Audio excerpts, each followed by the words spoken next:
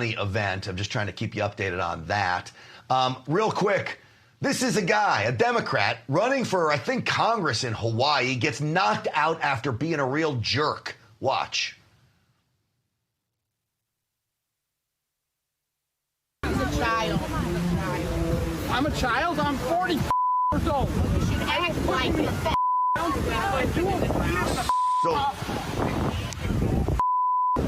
So he's going to get knocked out. Do we have here's this video here.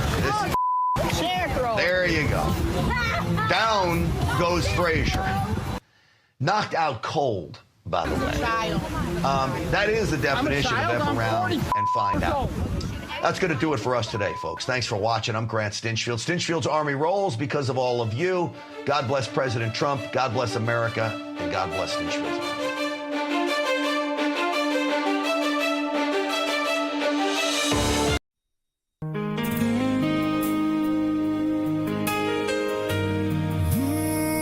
Some stories deserve more than headlines. They deserve to be remembered. Extortion 17 honors the 30 American service members and 8 Afghan partners who made the ultimate sacrifice when their helicopter was shot down during a mission in Afghanistan on August 6, 2011. Through powerful orchestration and heartfelt emotion, composer Don Nguyen pays tribute to their courage, their service, and the families who continue to carry their legacy. From Real America's Music, this is Extortion 17 by Don Nguyen. Download it now.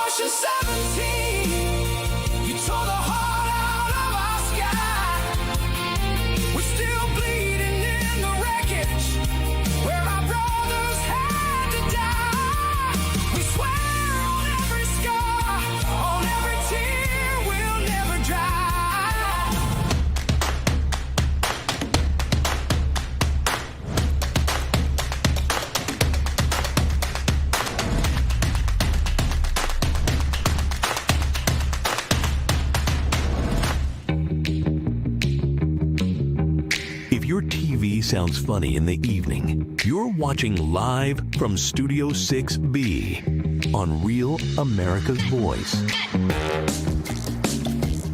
Live from Studio 6B it is on Real America's Voice. 8 o'clock on the East Coast. Glad you're in. Slickster sitting right there looking good as always. He's going to try to do some sports tonight, and I emphasize the word try because we've got a busy night tonight. Slickster, how are you? Doing good, Big D. Very good. Liking that bluish aqua color? Well, I had to wear the blue because I was at the National Night Out for the police department. I just came from there. It was that's all over the country. It's really nice. The policemen, they come out with the community and the kids and, kind of show that nice, what can I say, symbiotic relationship they're trying to develop with the community. Nice. Okay, very good. Slickster's always doing stuff for the community. Always. President Chamber for 30 years now? 27. 27 years. I was 12 when I started. There's some funny business going on there we have to look into one of these days. Well, he counts all the ballots. Oh, by the way, overnight ballots are in. I won. Delgado's here. His twos are in. He's going to do some news as well. Mr. Delgado, how are you? I am well, Damon. I am good. Okay, very good. Okay. That's all we got. Aaron and Marissa holding it down. Harry on the highway. I don't know if he's still here. I didn't see him. I think he vacated. Oh, he's gone. Yeah, he's pulled out. He's like, see you later. So. He got his ass off the couch. So, yeah. Aaron and Marissa holding it down. Glad you're in on a busy Tuesday night. Primary Tuesday is here. And we are going to have all kinds of guests on to talk about it. Not only talk about tonight, but talk about obviously as election season is here, kicking it into full gear. It just, man, it comes so fast in this compressed calendar we now live in.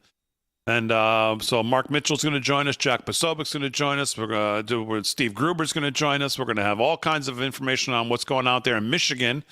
And, of course, the question tonight is whether socialism and communism is going to take even deeper root into the Democratic Party tonight in Michigan in a couple of highlighted races, and how that will affect a Democratic presidential candidate into 2028.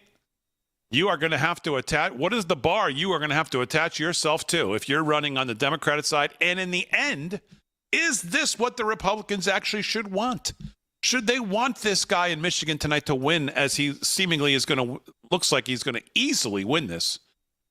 So we're going to talk about all that tonight with everybody we can. But right now, you saw in the opening, please welcome back to the show Don Newen. He's here to talk about his latest Real America's Music release called Extortion 17. It's available now wherever you buy and stream music. Don, welcome back to the show. How you doing, bud? I don't hear Don. Guys. There he is. Can you hear me, guys? I can hear you now, buddy. How you doing? Hello. All right. Well, listen, I got the memo. Rick, I got the memo. I went with the teal, the blue tonight as well, so I could coordinate with you. Because anytime I come on live from Studio 6B, I got to be very fashion conscious because of the stage right cat there named Because of the Slick host. Rick. Oh, no, maybe not. That's right. That's Fetterman right. collection over here. Hey, listen, guys, I want to thank you. Damon, I missed you on Friday when I came on to promote the drop of this song. Your viewers are amazing. Your audience is amazing. I woke up Saturday morning. I think it was number 10 on country iTunes charts on Saturday morning. And that means a great deal to us, Donna and I, as songwriters and producers.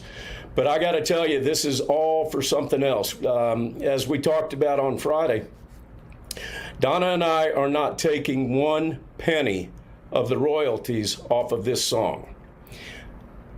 We're giving it all to Operation 300, which you guys can find by going to op300. There you go. Thank you. I'm going to guess that was Aaron. Thank you. That was very smooth.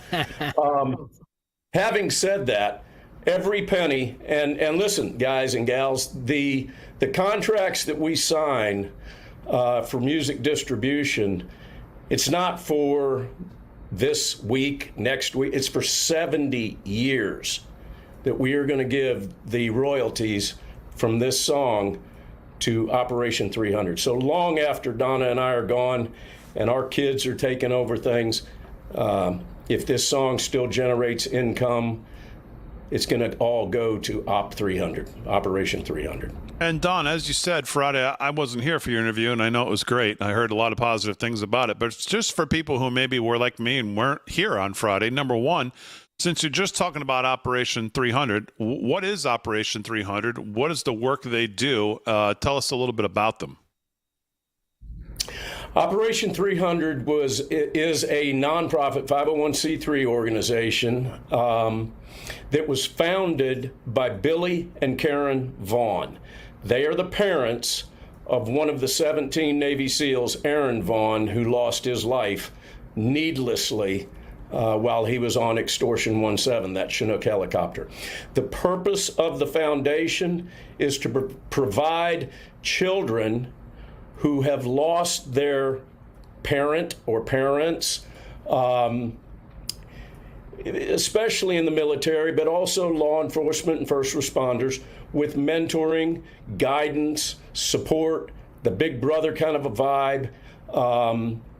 It's just an amazing organization that was founded by two amazing people. And like I showed you guys on Friday, this tattoo represents that I am carrying the load for the Vaughn family. Aaron had that exact tattoo on his left forward-facing arm.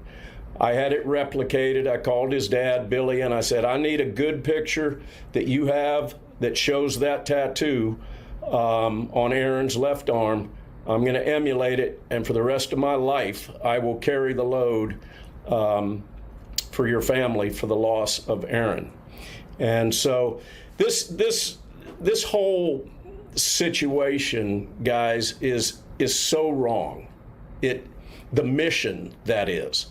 We're trying to bring light to that. We've been trying to do it since 2013, and it's amazing how many people don't understand or are not familiar or who have forgotten Extortion 17. It was the single moment in the entire disaster that we all know as the Afghanistan war where we lost the most number of warriors, and 17 of those were Navy SEALs.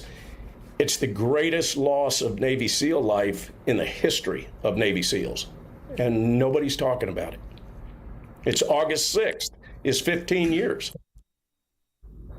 We're speaking with Don Newen. Of course, his new song is on Real America's Music, and it's called Extortion 17. You can scan the Extortion 17. You can scan the QR code to download Extortion 17. Streams are good, of course, as we always talk about, but downloads is what we want. And I mean, the thing here is obviously, as Don just laid out, all of Don's royalties, all of them, Don and Donna here, are going to be donated to Operation 300, which is, I mean, what can you say about that? I mean, it's just amazing. And it's not just this year, next year, it's forever, essentially forever. Well, guys, I'll ask 3 or 4 of you that are there. Could you make money off of this? Absolutely not. No. Could you make money off of Extortion 17? No way. No way I could. No way. You know, this was a no-brainer. You know, there's 2 things we can't make money off of, Donna and I, that have to do with our show. Fallen Warriors and Jan Sixers. We just can't do that. So we're giving it all away. But we're reliant. I can sit here and talk big all day long about giving this money away and these royalties away, but unless you guys are beloved, and I know you guys feel about the audience the same way Donna and I do. I mean, if it wasn't for you guys, and I'm talking about you, our beloved viewers, all this would be is cameras and lights. I'm standing here right now getting blinded by 2 lights and a camera. It's all it would be if it wasn't for you. But we got to put the ball's in your court right now. You guys can make a difference with Operation 300, and all you got to do is go down and download a $1.29 song. Download this song. Every penny that we make is going to Operation 300 for longer than we will live. Yeah. So, Don, just one last one for you here before I let you go. When you think about, obviously, what you're doing here in these great causes and these songs, and obviously the connection to specific events or military or Gold Star families, do you think, like, down the line, do you have other ideas, other things that kind of get you excited to kind of join that music with the story or the family or some part of history? Like, what's next? Are you thinking about that? Well, they're already in the can, guys. The next, for the past 2 releases that we've done, they've been somber situations. Memorial Day was the first one. Now we're talking Extortion 17. Our next release is going to be I Married a Liberal, which I certainly did not.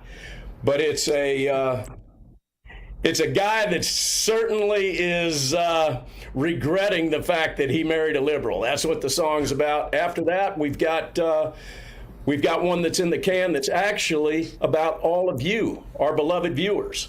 And it's right now it's titled Through the Camera Lens.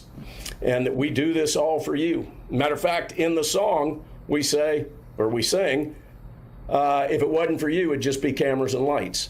We've got one coming out for Christmas, and getting back into the serious stuff, got one called 22 Kill or 22 Die Every Day, and that has to do with veteran suicide.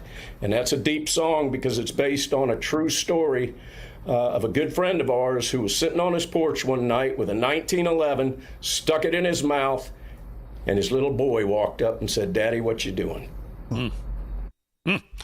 We're speaking with Don Newen. His song is out right now, Extortion 17. You can scan the QR code and download it right there. That's the best thing you can do. Streaming, it's fine. Listening to it, but you got to download it.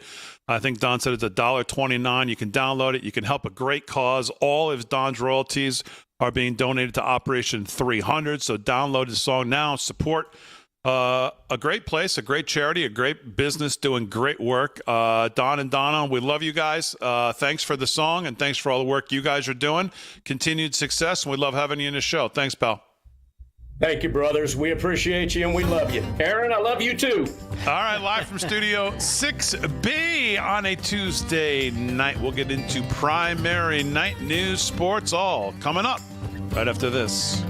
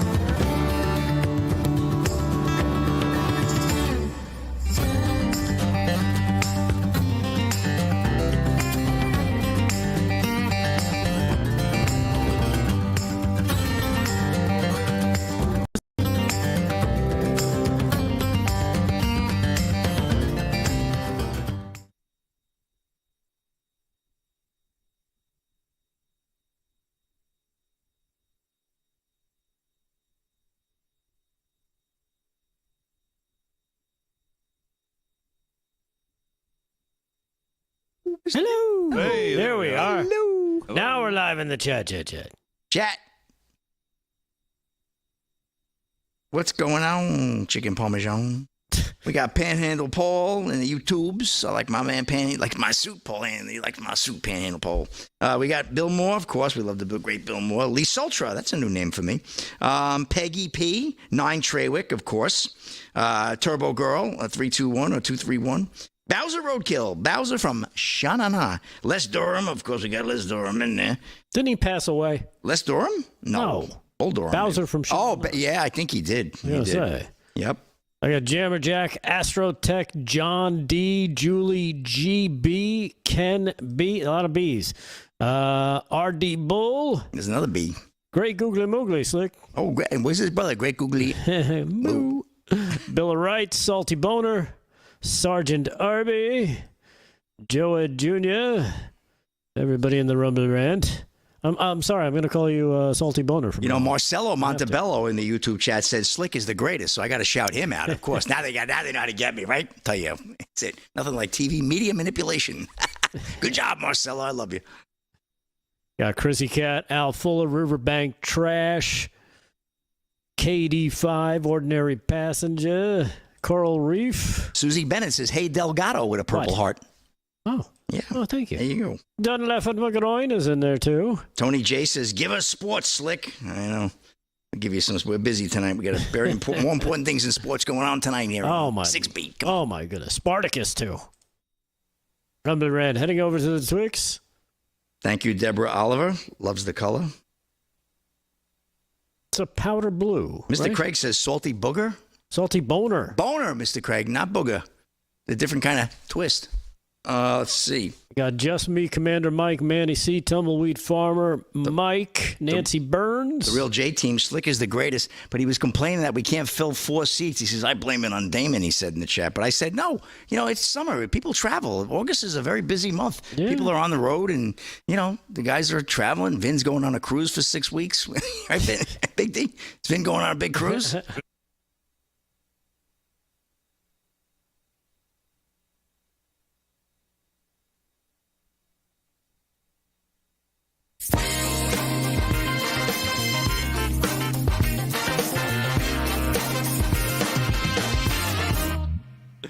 $17 past the hour, live from Studio 6B on a Tuesday primary night, August 4th. Slick's going to try to do some sports. Delgado's going to try to do some news. But most of what we're going to do tonight is focus on what's going on tonight. Polls have closed in Michigan. I should pull up probably the results. Some of these things I think are going to be called fairly quickly. But let's bring in the man who knows this state and this area better than most. And that's our own Steve Gruber. Steve, welcome back to the show. How are you? Good, gentlemen. Nice to see you. I'm not in Michigan. I decided to take a break from the pounding of advertising because Michigan is getting pounded already. We're a little tired of the advertising for the politics, as you can imagine. Yeah.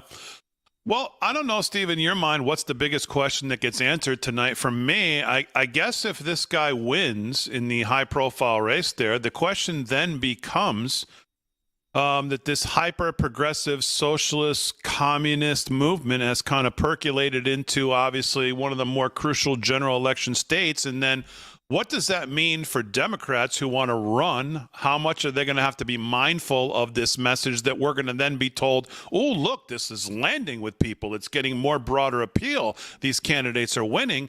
And in the end, is that maybe what the Republicans really should want, that to go all in on socialism, or what's your take on here tonight? My answer to that question is yes and no. It's good for the Republicans. Make no mistake. And I believe Abdul El-Sayed will win tonight. Last night, if you missed it, he was spending his time at a pool party with Hassan Piker, a guy who worships Chairman Mao and thinks that America deserved 9/11 and so on and so forth. Hates America, wants open borders, no police, no prisons, and the list goes on. This is the DSA. This is who they are. When Abdul wins tonight, and the polls in the Western UP don't actually close for another 40 minutes. You might not have actual final results, but the UP, they're not going to swing this vote one way or the other. 300,000 people live in the whole place. It's beautiful, but they're not a lot of voters. So it's a done deal, though. It's going to win.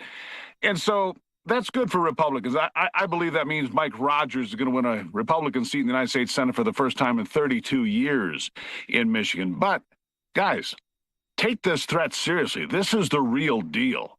If you don't think the fight is on for the soul of America, pay attention, because it's real tonight. When Abdul El-Sayed can win in Michigan, the birthplace of the automobile, and he wants to take away the means of production.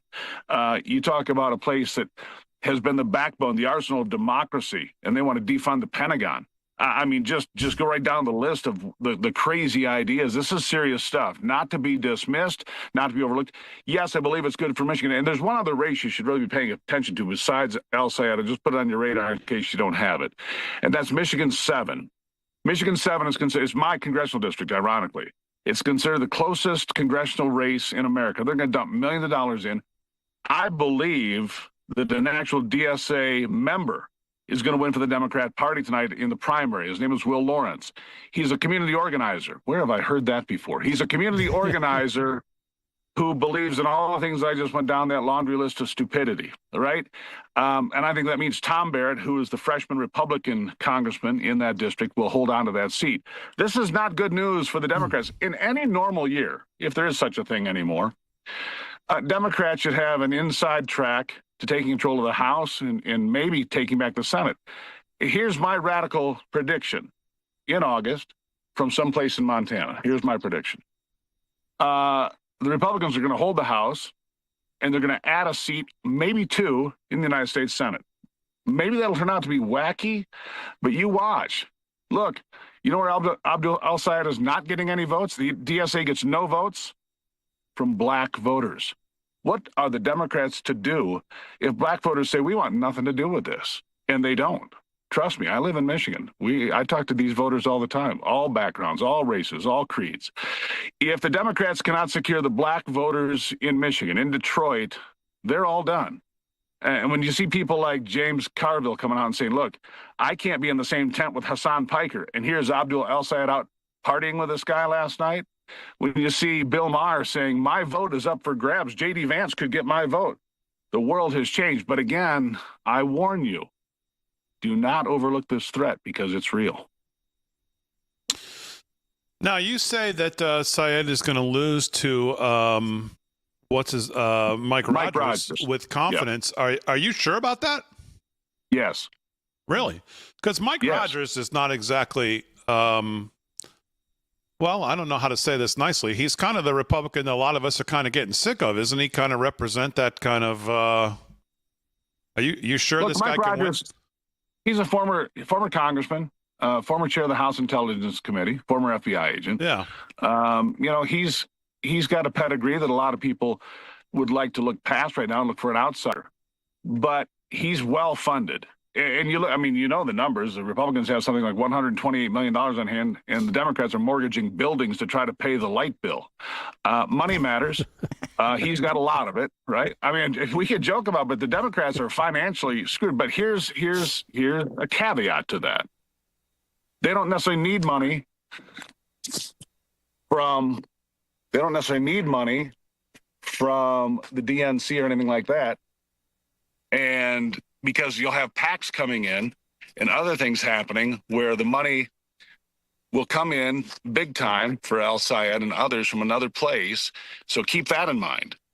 Even though the DNC is broke, there's a possibility that they will have all the money they need for certain races. And this is one of them. All right, Steve, anything else in Michigan tonight that we should be? I think we're going to have Tom Norton on a little bit later in the District 33rd seat. Is there anything else in Michigan that we should be watching for tonight? Well, yeah. Haley Stevens, who is, going to finish second to El-Sayed tonight. Her seat's going to be in play. Hillary Skolton over in Grand Rapids, her seat is going to be in play. I think Michigan, look, the president and I have talked about this a number of times. And he has believed since 2016 that Michigan is the pivotal state. I believe that this year, whether it's El-Sayed running for Senate. I don't know how the governor's race is going to turn out, but if you have a seat turn up in Grand Rapids that's a Democrat seat that flips, then the Republicans have a very big night. That's what I would watch in Michigan, is the fact that there's more in play than just those seats. Obviously, El-Sayed saw the press, but again, these normies, these normal Democrats have to go out and defend this idiocy. They got to try to find a way to appease the radicals that are energized without offending the moderates who are put off by it all. They're tap dancing down a razor blade, Damon.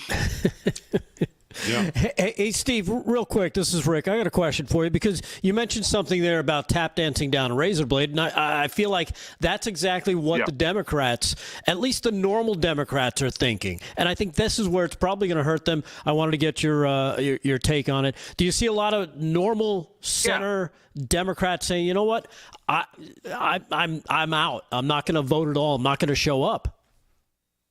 Yeah. A little antidote. Good friend of mine, normie Democrat, lawyer, of course, friend of mine for a long time, 15 years. And I said, Mike, can you vote for Abdul El-Sayed? Well, I think Haley Stevens is going to win. This is about 4 or 5 days ago. I said, Mike, can you vote for Abdul El-Sayed? He said, no, flat out, simply cannot. What about Will Lawrence? No, I cannot. I cannot vote for that sort of craziness and that sort of nonsense. Right. And so he's somebody I know well, who's a mainstream liberal Democrat, doesn't care for President Trump. Loved my interview with him last week, but doesn't care for him. And so you've got real normal, this guy's 55, mainstream Democrat, white guy. So if you think you're just going to hurt in all these liberal white voters, you're not. Yeah. And so it's a great question. So anecdotally, no, these people are fleeing, whether it's James Carville, my buddy Mike, Bill Maher, from Hollywood to New York City to Michigan. They're like, it's a bridge way too far. Right. All right, the great Steve Gruber, 26 past the hour, live from Studio 6B. Steve, we'll be watching. We'll bring the results tonight. Thanks so much for giving us the time. The great Steve Gruber, right here, Real America's Voice. We'll get to some results, whatever we have. Martin Mitchell will join us when we get back right after this.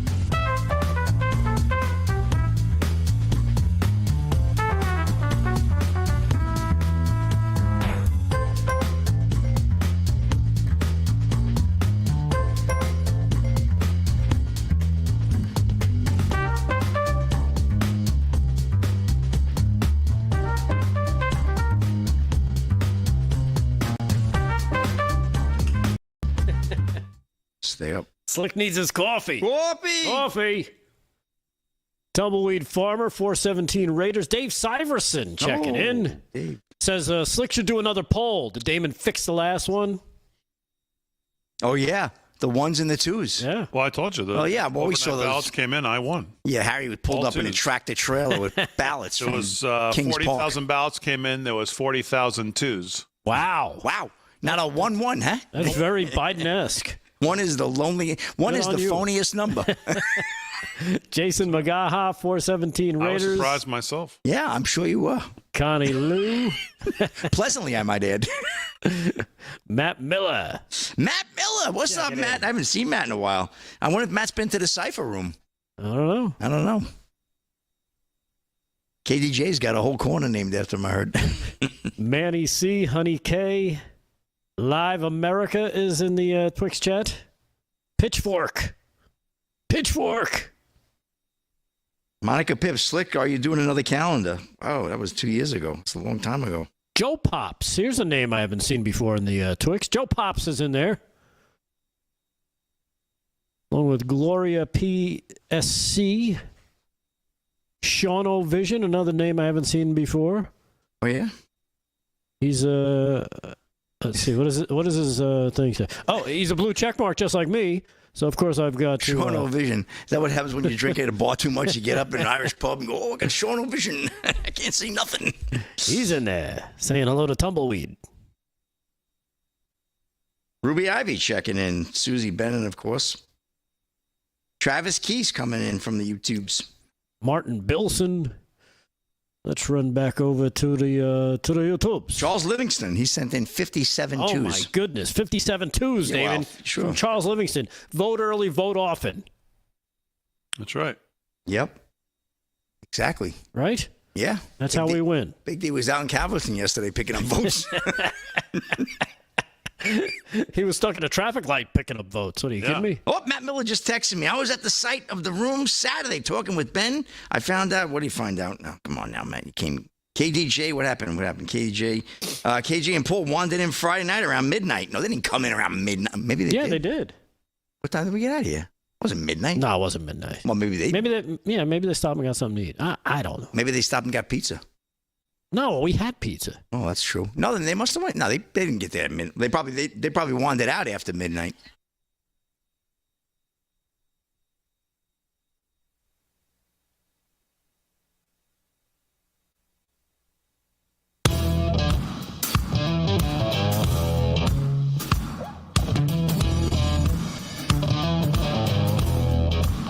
Studio 6B, 30 minutes past the hour. Real America's Voice all across the country. Slick's here. He's going to try to do some sports. Delgado's going to try to get in some news. But obviously the big news of the night is what's going on in the primary. Primary election season continues to roll on as we head towards the midterms. And, of course, all eyes on Michigan tonight. Abdul El-Sayed, Haley Stevens is obviously the race that most people are paying attention to, although to me, there's going to be absolutely no drama in this race whatsoever. The real question is, once this lunatic wins, what does that do for the Democrat Party, as Michigan is seemingly ground zero for the Democrat Party's ideological war that they're having right now? So someone who's going to know a lot about this and what the numbers say joins us now. Mark Mitchell is the head pollster over at the Honest Polling Company. Mark, welcome to the show. How are you? Yeah, really great to be here. And I'm glad you called it an ideological war. That is exactly what's happening inside the Democrat Party. Yeah, and when you look at Michigan tonight, you get this guy seemingly going to have a strong performance, a victory. What does that do? I just asked this to Steve Gruber. Does the Democrats have to look at this now and say, well, geez, this communist socialist thing is really starting to land. Look at what happened in New York. Now look at this guy. This is taking root. This can really take effect with a broader demographic. And then if you're running in the Democrat Party in 28, you kind of have to be mindful of, well, geez, even if you're not fully baked in here, how much do you have to give lip service to this? Is this what the Republicans want in the end, for this guy to win tonight? I think the Republicans are going to very naively lean into the fear-mongering here, and it might work in some cases. I think there's going to be diminishing returns here, because what you're seeing in the Democrats is that they're being a little bit more intelligent about people on the right, about what the younger voters want, and this inflection point around opinions on the economy. So if you look at the right, there is kind of a fracture, and we've seen it over the last 10 years. Trump came in as an outsider with a very different platform. It was like a national populism, economic populism platform with elements of America First and protectionism. And he excoriated the neoconservatives and the big business Republicans and all these people that have let Americans be screwed for, decades, right? So that was very powerful. And then you can say recently, like, maybe some of those values have lapsed a little bit. And where's the Republican Party? And is it going through the same kind of metamorphosis as the Democrats are? Well, yeah, it is in some ways. And it's very much an age signal. There's a lot of people under 50 who are looking at what Donald Trump's doing and saying, well, this isn't exactly what I wanted. The same thing is happening on the Democrat side, but it's happening from a different direction. So you had these Bernie Sanders radicals that were very anti-corporation, and they gained power by being radical. They were literally saying, like, this, defund the police and deport ICE and all this other stuff. And that was powerful for them because it got them a lot of attention. It got them a lot of rabid followers.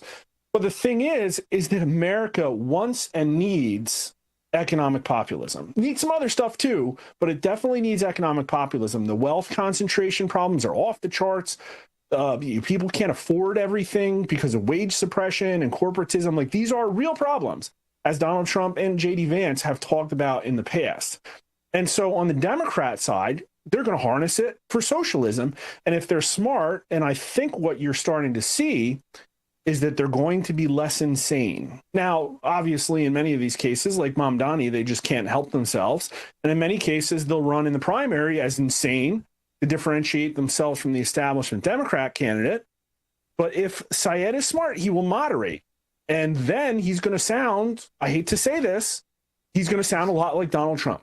He's not going to go out there and say we should have open borders if he's smart. Like, I don't know what he's going to do, right? He's not going to go out there and say defund the police. He's going to go out there and say, well, this economic system isn't working for you, and I'm going to go into the Senate and vote to fix that. And that's what Americans really, really, really want. So now the problem on the right is like, how do you handle that? And they're in a very tricky spot because people thought they were voting for that with Donald Trump. And so the issue is that they're not using, in my opinion, the correct arguments. And listen, I want the free market to win. I want the conservatives to win. I think objectively they have the right platform for America. We don't support candidates here. But, you know, I can objectively opine about the platform. It's better. It's, you know, socialism sucks. Like, we don't want that.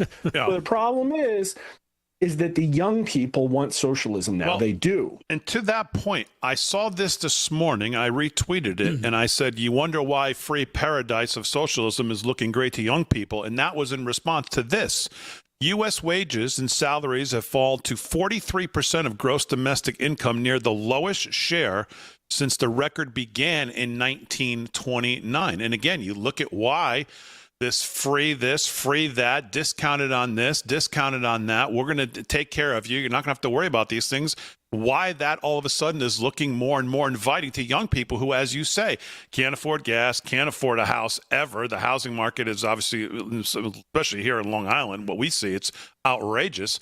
I mean, that's why this is taking hold. Yeah, and it's 100% why I think a lot of Trump's younger supporters are really questioning what's going on here, because a lot of them were not diehard straight ticket 50-year Republican voters. They were people who were like, oh, I'm new to politics. I'll try this Donald Trump guy out. Not so sure about the Republicans, but let's see how this goes. And with these people, you know, I say under 40 because that's where the polling break is, but I think in many ways it's the under 50 people. You know, they think overwhelmingly that we have a capitalist system. They think it's a free market, or, you know, at least somewhat free market. And then they say that the economy is unfair to young people. That's a 65, 70% position. And then socialism now wins with everybody under 40. And I mean, like, that's it. And Donald Trump actually got like a ton of voters from people under 40 who call themselves socialists. Half of Trump under 40 voters say they would vote for somebody that describes himself as a socialist. And overwhelmingly, under 40 Trump voters even back like really big socialist policies, like, for instance, confiscating excess wealth and going after corporations and you know, just punishing them, right? So the problem is, it's like there's been, like, I hate to use the word, there's been a little bit of a populism rug pull here. And I think the Republicans are blind to it because they kind of look like the same big business party that they've looked like. And it's a threat. I'm telling you, it's a threat. Back a year ago when J.D. Vance was in the matchups and was beating everybody, the one person that he didn't beat was Bernie Sanders. And you remember back to 2015, 2016, a lot of Trump's earlier supporters were actually like Bernie bros that were upset that he got pushed out by Hillary Clinton. So this exists, and it's real, and it's going to get bigger. And just saying like, no, bad socialism, these people like don't care. The system doesn't work. They're going to keep rolling the dice till they get somebody that does what they want. And, you know, I've been trying to put this signal out there, and I just get attacked and yelled at and called a doomer.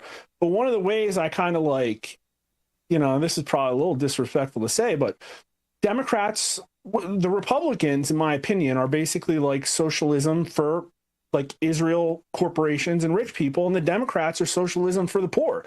So like, who do you think's going to win? Like, that's the thing. So it's like, you have to fix those perceptions. And very vocally, like, the polling has said that Americans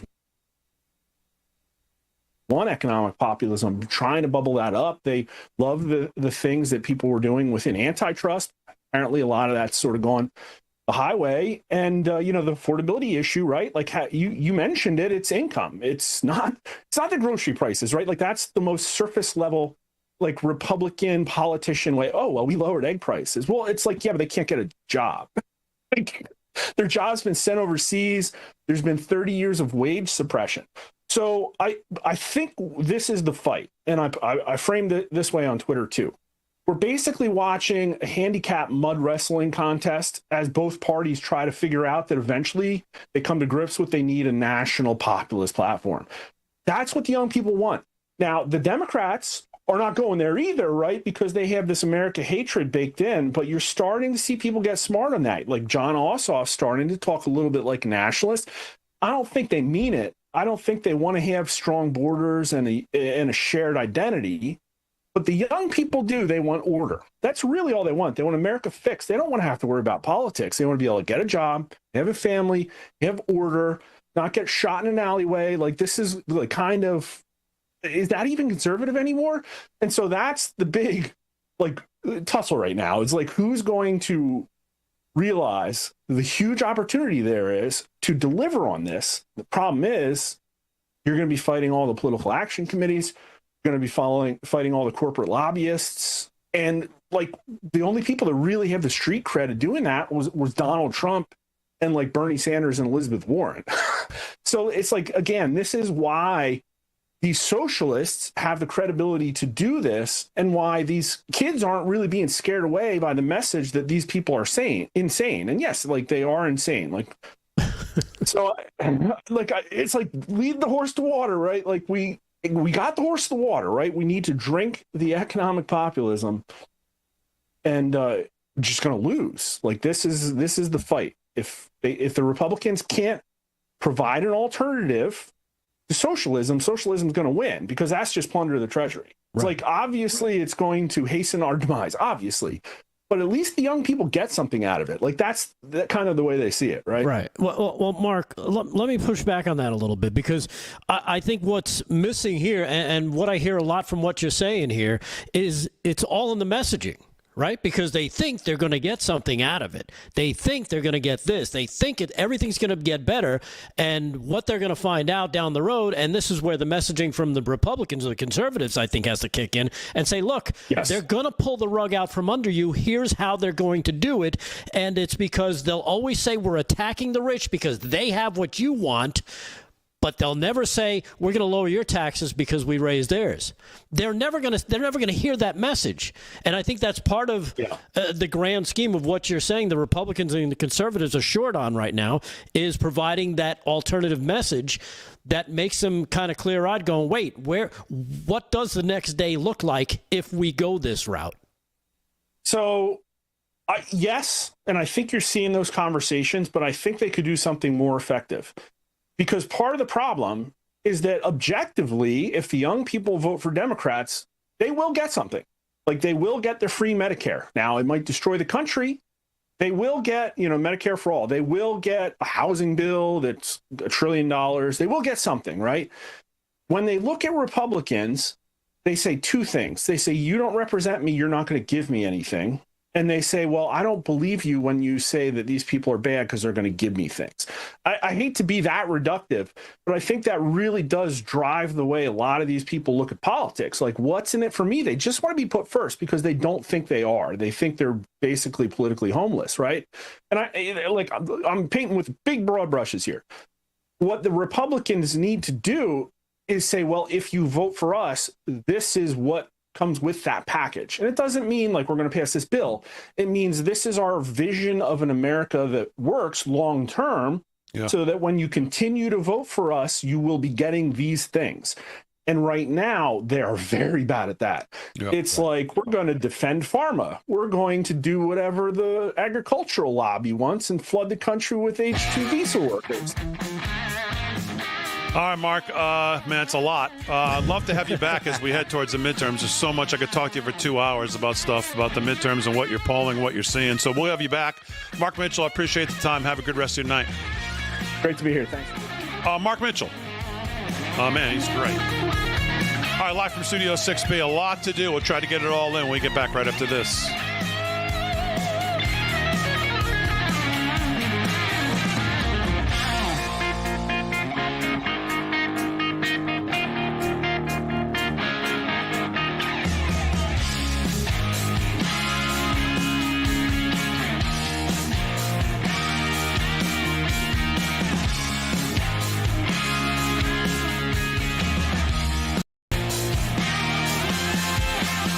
Break or now? No, when we get back. Okay. So when we get back, Aaron, I'm going to do a quick sports, and then we'll get to the next thing here. Okay, well, that'd be... Yeah. That'd be great.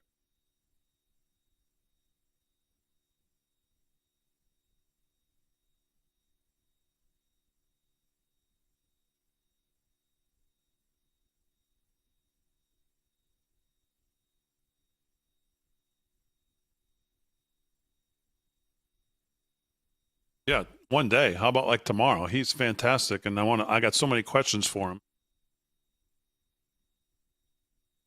Yeah, do that.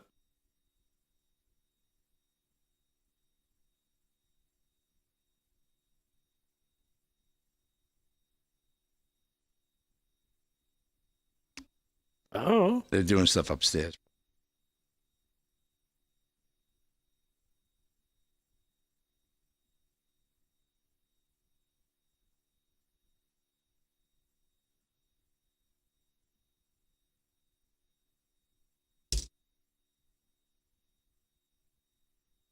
Yeah. I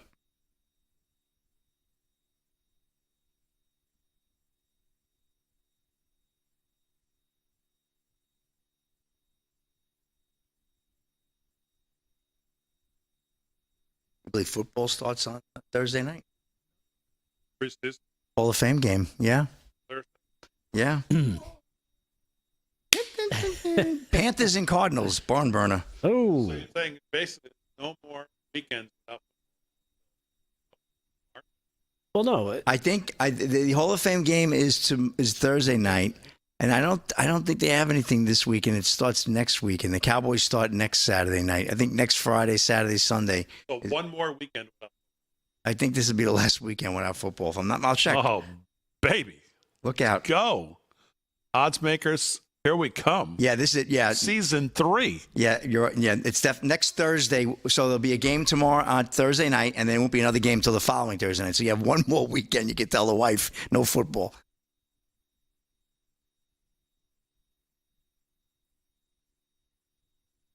Great googly moo.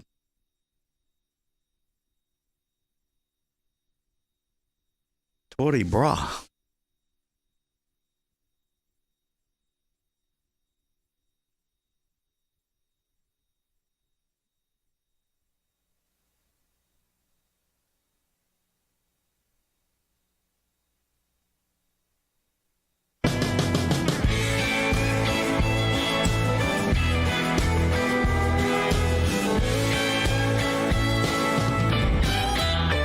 To the hour live from Studio 6B on a Tuesday night. Let's do some sports while we can get some in, and we'll get to Tom Norton's going to join us.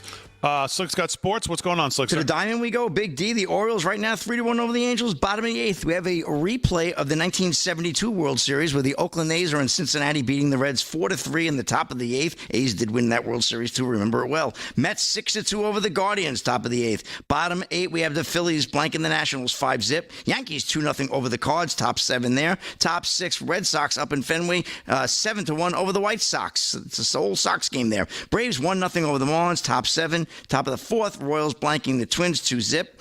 Pirates trail the Brewers 3-1 in Milwaukee, bottom four. In Wrigley, a good game. Dodgers and Cubbies tied at 1, bottom third. Bottom of the second, Rangers blanking the Giants 2-zip. We have the Astros and Blue Jays no score, bottom three. Bottom first, Rays and Rockies no score. Tigers are out in Seattle taking on the Mariners at 9:40. And again, 9:40, Padres taking the Diamondbacks in Arizona. And 10, that's it. That's it on Major League Baseball scores. Big D, we want to get to this story about the Falcons. Bijan Robinson signed a huge contract today, but they got some bad news as well. But he signed a 3-year worth up to $75 million deal. Now, $25 million a year for a running back, that's big coin. This is Mark Raimondi of ESPN. The two-time Pro Bowl, Bijan Robinson, and the Atlanta Falcons reached an agreement on a 3-year extension worth up to $75 million. That will make him the highest-paid running back in NFL history, sources told ESPN's Adam Schefter and NFL Network's Ian Rappaport. Robinson will receive $51 million guaranteed. The deal negotiated by Nicole Lynn of Clutch Sports will end the running back's week-long holdout in training camp. However, they got some bad news. Jalen Walker, their edge rusher, who was their number one pick last year, they picked him at 15, has potentially torn his ACL just a few hours ago in practice. He was out of Georgia last year, super player. And so you get some great news locking up a great running back like that, and then you turn around and you get some really bad news there. So, we see this all the time in preseason. So, what are you going to do? Very sad. We have a first football game Thursday night, Hall of Fame game, Panthers and Cardinals on NBC. Obviously, we'll be talking about that here on the show. And Steelers defend Aaron Rodgers' right to voice opinions after ESPN Fauci segment. We played that last night, the clip. Well, Armando Salguero of Outkick is following up a story now. The Aaron Rodgers segment on ESPN got folks on both sides of the Anthony Fauci debate quite riled up on Monday. People got angry at ESPN, some for allowing Rodgers on air at all, and others because he was steered away from discussing the Diana Rossini and Mike Vrabel scandal on air. Some people defended Rodgers and said that they felt that what he said about Fauci was actually very appropriate. And after pleading the fifth 111 times during his recent U.S. Senate hearings, and others attacked Rodgers for lying about his COVID-19 vaccine status or otherwise just agreeing with their viewpoints. So anyway, there you go, Big D. Already a debate. The man can't even get on and speak his words. What country do we live in? Yeah, well, and he was right on, by the way. Give him for a leader in the Senate. Yeah. Get rid of Thune and put him in there. Yep. Anyways, Aric Nesbitt is the current Michigan State Minority Leader, and he joins us now. Aric, how are you? Hey, well, what we're going to see out of Michigan tonight is the left-wing Democratic Socialists going to be taking over the Democratic Party. It's been a long time coming, but they're no longer the fringe of it. They're the mainstream of the Democratic Party. Yeah, well, that's been the question I've been talking about all night with everybody who's been on the show. As the Republicans sit here and watch what's going on, if Abdul El-Sayed is successful tonight, obviously the Democrats will make the argument that this hyper-progressive socialist movement has now moved and percolated its way into one of the more crucial general election states. So if you're a Democrat candidate running in 2028, how mindful do you have to be to approach this in this sector of the electorate? Well, this is why the Democrats in Washington, D.C. and Chuck Schumer has spent $60 million against Abdul El-Sayed in the primary because they know that running against Mike Rodgers this fall, they have a real chance of losing the state of Michigan. I mean, these Democrats aren't just preaching left-wing progressivism. This is socialism. This is Marxism, communism. This is not my grandfather's Democratic Party.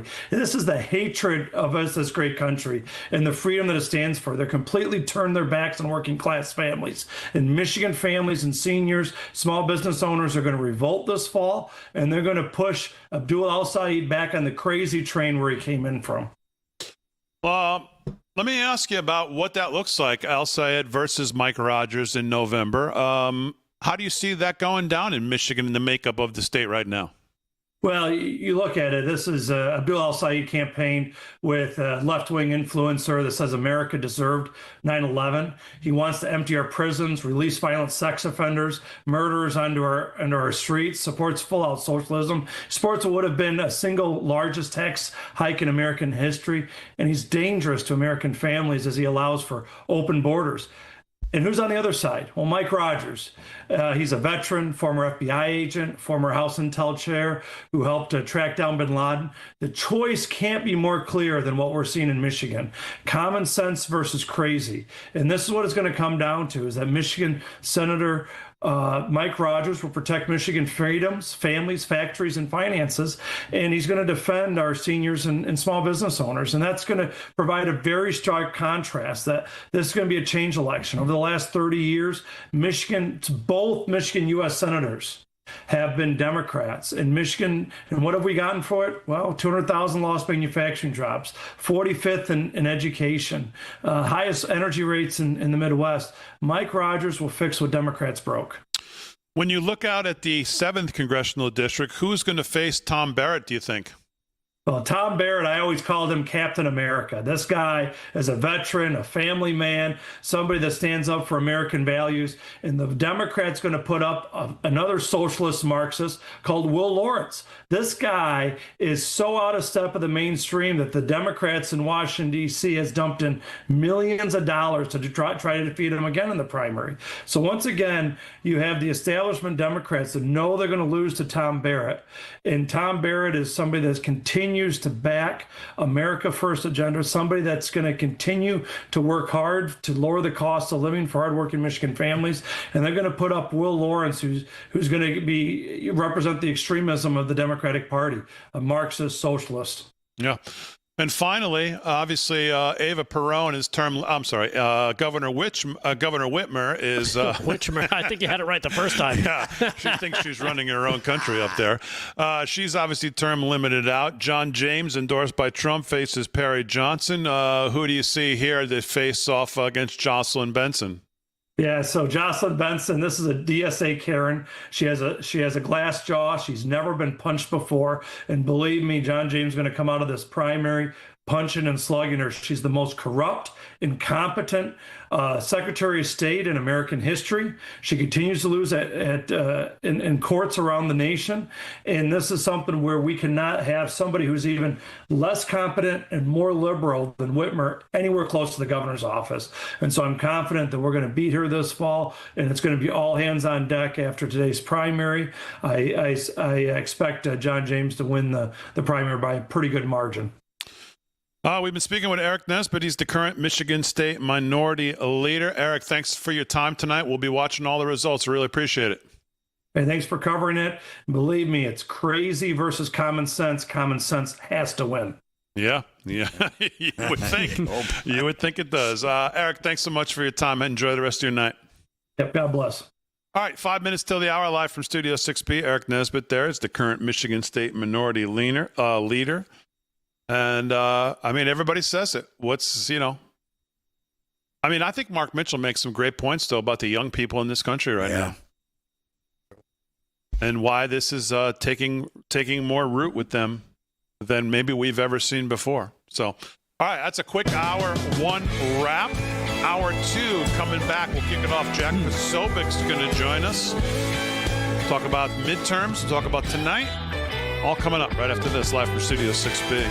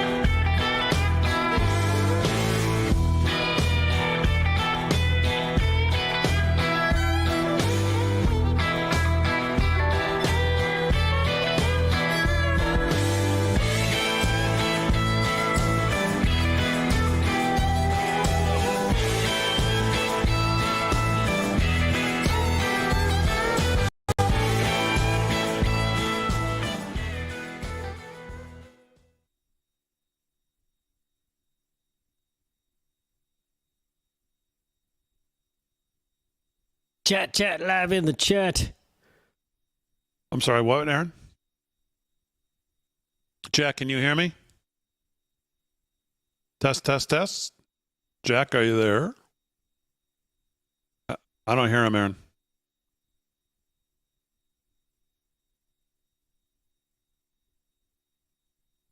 You want me to say something else?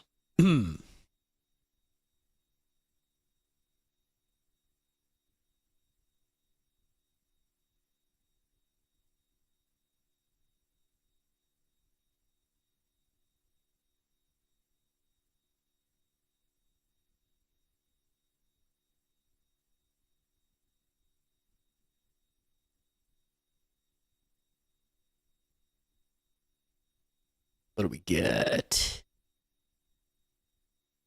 You got Googly Moo.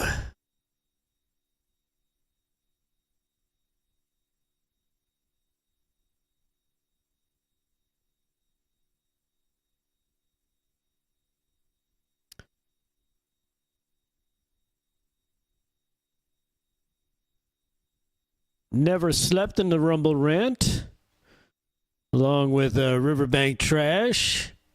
RD Bull says, give him the eater, Riggy. UCI Swagman, Gene PM, Contrary Mary, checking in from Missouri there, Damon. Missouri. Is he? Yeah. Jethro TXK, Al Fuller, Sergeant Arby, EPS 133, the Big 13 Dog. Oh My Lord is in there as well, Jammer Jack, and Skeet Mans. All checking in the Rumble Rant. Let's go over to the Twix. Twix. Who Mike Scott, Honey K, Jason Magaha, Jolene Moore. Checking in along with Pitchfork. College grad failure. That is Paul Nolan's favorite. Paul Nolan's in the YouTube chat. But he's in the YouTube. He's not on the Twitch. I don't see. I asked him how the Cypher Room was, but he usually ghosts me on these. I don't usually hear back from him. Annette Stagno. Paul Nolan.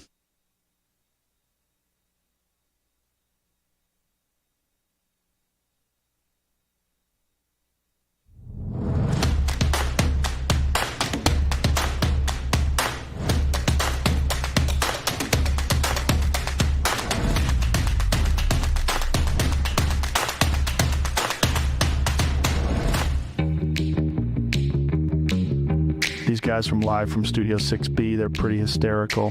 Have you seen this Slick Rick guy?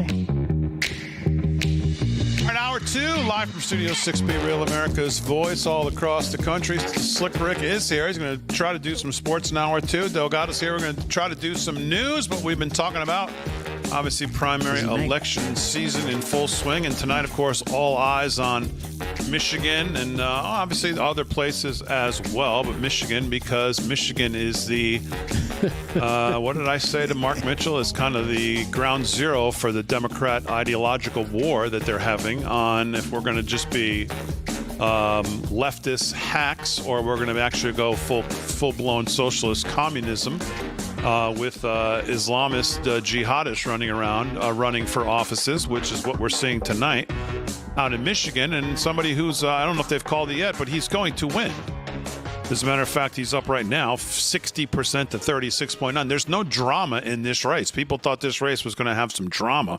There's no drama in this race at all. And by the way, let me just say on the record, and I asked Steve Gruber this for a reason. I am not sitting here under any preconceived notion that Mike Rodgers is going to run away with this thing against this guy, as much as you would think, well, I mean, how can this guy win a one-on-one race against Mike Rodgers in Michigan? I think it's very possible. I think Michigan is that radical. I don't think that's any cakewalk at all. I mean, I don't think Steve thinks it's a cakewalk, but he seems confident that Rodgers can win, and that's why I said, well, do you think he really can? I think every poll that I've seen on it has up by double digits. Well, I mean, you know, polls, whatever. I mean, you know, but Aaron, do we have Jack Posobiec? Jack, can you hear me? Is Jack Posobiec there? No. Okay, I don't hear him. I don't. There he is. See him. He looks great. Hey, guys. Hey, Jack. There you go. Right there here. I can hear him. Yep. Well, thanks for being here. Obviously, on an important night, and I say an important night because I think what we were just talking about. How much root does this socialism, communism take in the Democratic Party tonight? Does it take another step forward with this guy in Michigan if he wins? What does that mean for the Democratic Party? What's the bar now if you want to run for president in 2028 and you're a Democrat? Do you have to, what's the bar? How far do you have to go to embrace socialism, full-blown socialism in this country, getting rid of the Senate, getting rid of, we don't need any of these things they're pushing, the DSA. We see the platform. What does tonight mean, Jack, for both the Democrats and the Republicans?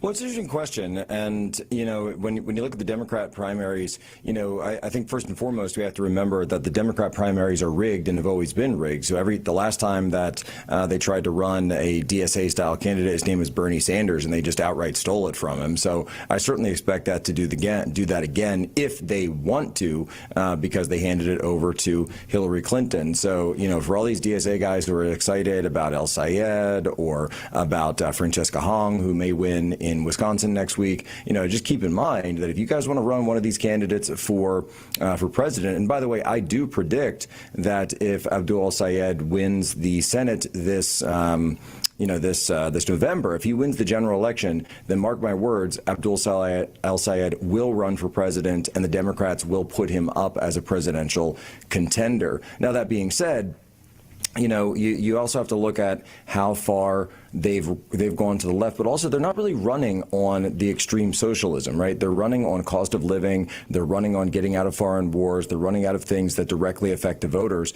And quite frankly, when I look at, thinking of the United States Senate right now with the Senate race, what is the Senate GOP doing? So they're sitting there running on anti-establishment, and the Senate GOP is helping the Democrats right now. And that's what I can't get over. They're helping the Democrats by refusing to pass the Save America Act, refusing to hold Fauci in contempt. We'll see. They haven't passed Todd Blanche yet. They haven't confirmed him. So many things that the United States Senate could be doing. And voters, meanwhile, are looking at the Senate and they see nothing getting done.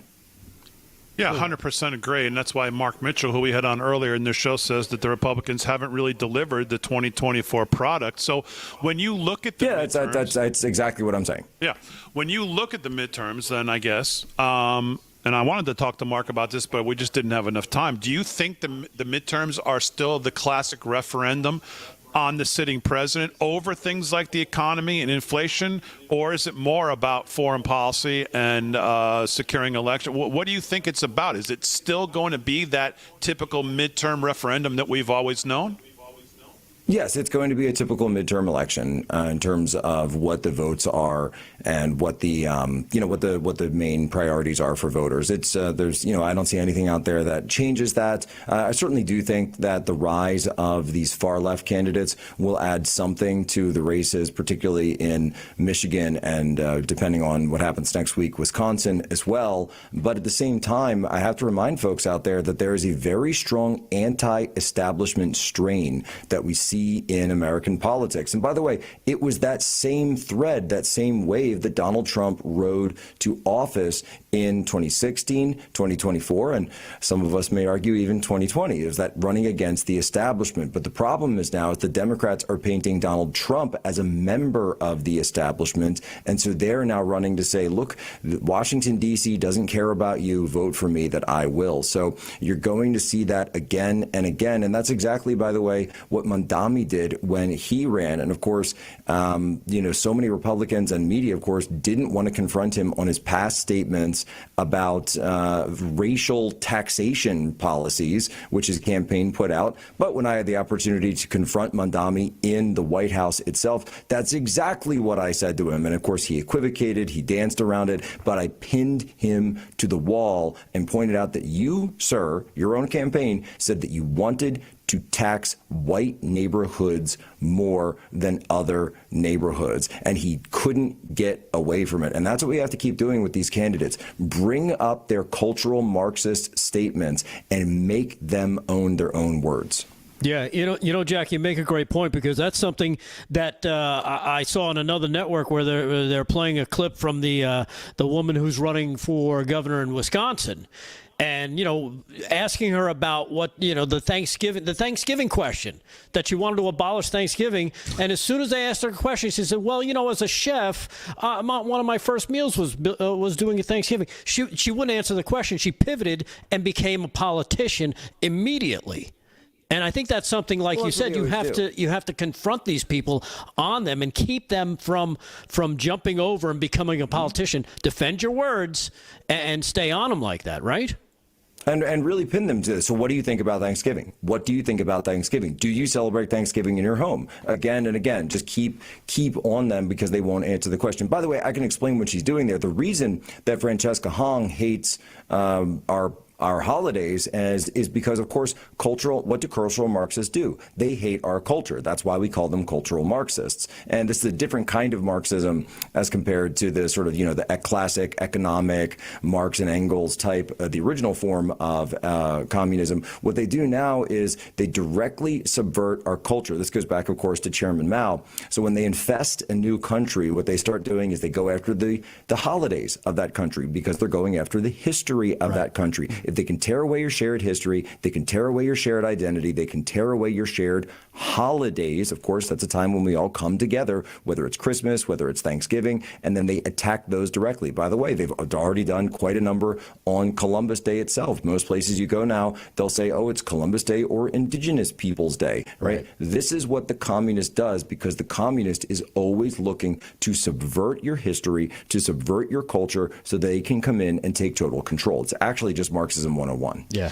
Hey, Jack, let me get back down to the Republican Party, what you said, because obviously I think we all feel the same way about this party, John Thune, what we've gotten, what we're seeing from them. But let me ask you this. How much do you look at President Trump and say, well, you know, we've seen President Trump when he wants to call someone out like Rand Paul, Thomas Massie. We know he'll do it. But we don't see that really with John Thune. We don't really see that with a lot of the ineffectiveness we've seen from this party from the top, especially Thune. I'll just single him out. I mean, do you put any blame on the ineffectiveness of the party overall, on the fact that the bully pulpit really hasn't put in the pressure, you know, to really get to say this has to get done, John, or maybe you're not the guy for this position? Well, I certainly think that is a conversation that needs to be had. And I believe personally that we would be better served with a new Senate Majority Leader. I'm someone who backed Rick Scott when that position came open after Mitch McConnell left last time around. And I think that Rick Scott is someone who would do a far better job. Another guy, by the way, Mike Lee out of Utah, would be phenomenal for that position. You can pick a number of senators who would be much, much better. But when it comes down to it, Thune is just not the right guy for the job because of his inaction. You mentioned the president, and of course the White House is in a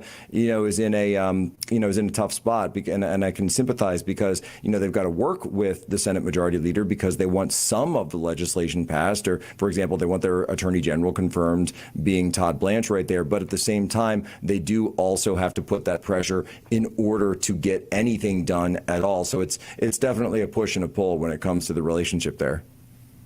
Finally, before I let you go, and I appreciate the time, what was the result of the great action hero debate, Schwarzenegger or Stallone? Who was the winner? Look, for me, it's Stallone, all right? As a guy from Philly, Rocky is unimpeachable, right? And I don't remember Sylvester Stallone running around telling everybody that they don't have any freedom, that they need to mask up and get vaccine, right? Stallone just did what he did. He made his movies. He made us all get inspired. And I think that ultimately that's what it comes down to. Now, I'll be fair. Schwarzenegger's got some great films, again, in the classic Schwarzenegger era, right? I'll never speak ill of Terminator or Predator, which, by the way, Predator was originally a joke based on the Rocky series. They said, well, Rocky beat the Soviets. Who's he going to fight next? And someone said, how about an alien? All right, there you go. Stallone's the call. So, oh, yeah. But I go with Stallone. I mean, I'll leave it to you guys to hash that out. I agree. Hey, Jack, real quick. Have you seen the trailer for the new I Am Rocky movie? That's kind of how the conversation got started, and I got to tell you, I had a tear to my eye. That new Rocky looks absolutely amazing, yeah, it does. And I think it's high time that Sylvester Stallone gets the credit that he deserves for making the types of movies that he had that continue to inspire us 50 years on. Jack, I appreciate the time. We'll watch what happens. We'll get you back on as we head into midterm season in the full swing of it. I really appreciate it. Have a good rest of your night. Hey, thanks so much. God bless, guys. All right, Jack Posobiec. Of course, you see him here every day on Real America's Voice, Human Events. Good stuff. Yeah, Stallone, definitely. you agree with Stallone? Oh, definitely. Yeah. Yeah, you know what? Because he runs the gamut. And again, when you're talking about Rocky, he chops down the big Russian. You got to love it. Hey, yo, of course, Rocky all the way. All right, let's take a break. 12 minutes past the hour, live from Studio 6B. More to do. Oh, maybe did I jump the gun here in Michigan? I don't think so, but it's a little tighter than it was before. 52.6% to 44.3. It's about a 21,000 vote difference right now between Haley Stevens and Abdul El-Sayed. Damon could change. I don't think there's too much drama here still, but we will see who's going to face Mike Rodgers in November. We're back right after this. We all can change.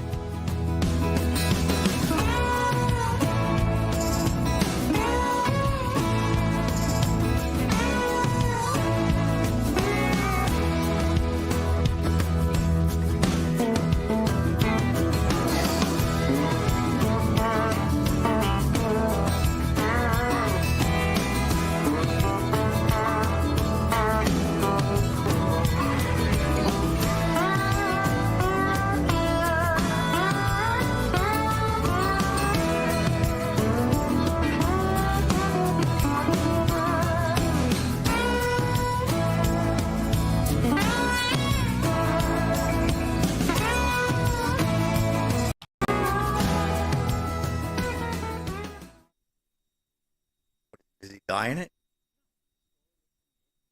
Oh, it's like a biopic. Oh yeah, it's got it. Huh. I mean, how many? What was it? 6 or 7?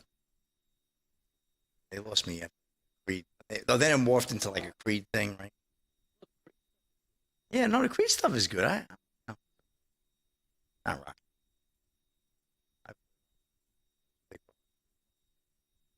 Realistic. You would think it would have been this summer, right? Blockbuster summer movie.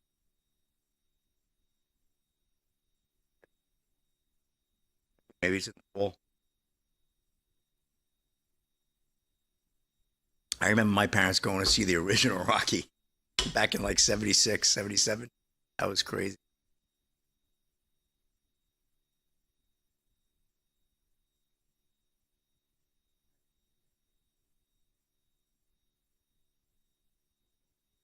Oh. Be a holiday. Okay.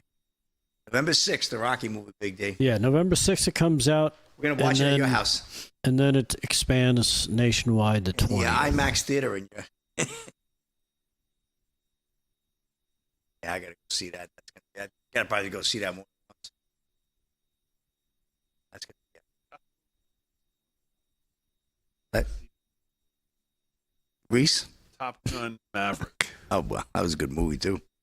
I just saw that over the weekend. Hold on. Bill Moore gave us a super I watched chat. Top Gun before I went for my parachute jump.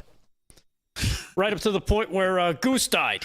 Good idea. Happy birthday. Not a good idea. You two are big. We got happy birthday to Doris 777 and many more. We got a $5 super chat from our man Bill Moore.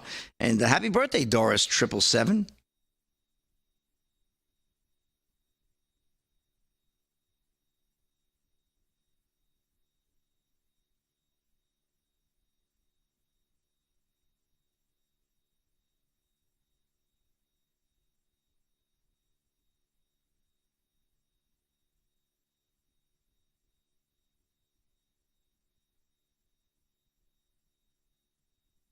What else we got?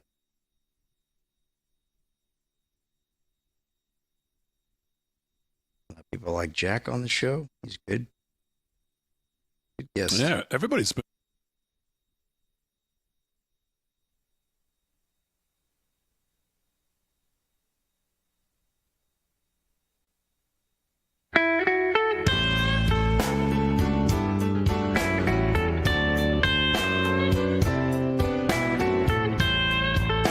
Sound like the blue. Let me talk to you about our friends over at AMAC. AMAC, God, you guys sound ridiculous. AMAC exists for one reason, and that, of course, is to fight for you. While organizations like AARP grow closer to big government, AMAC is growing stronger in Washington to defend the values that made America great: faith, family, freedom, and opportunity.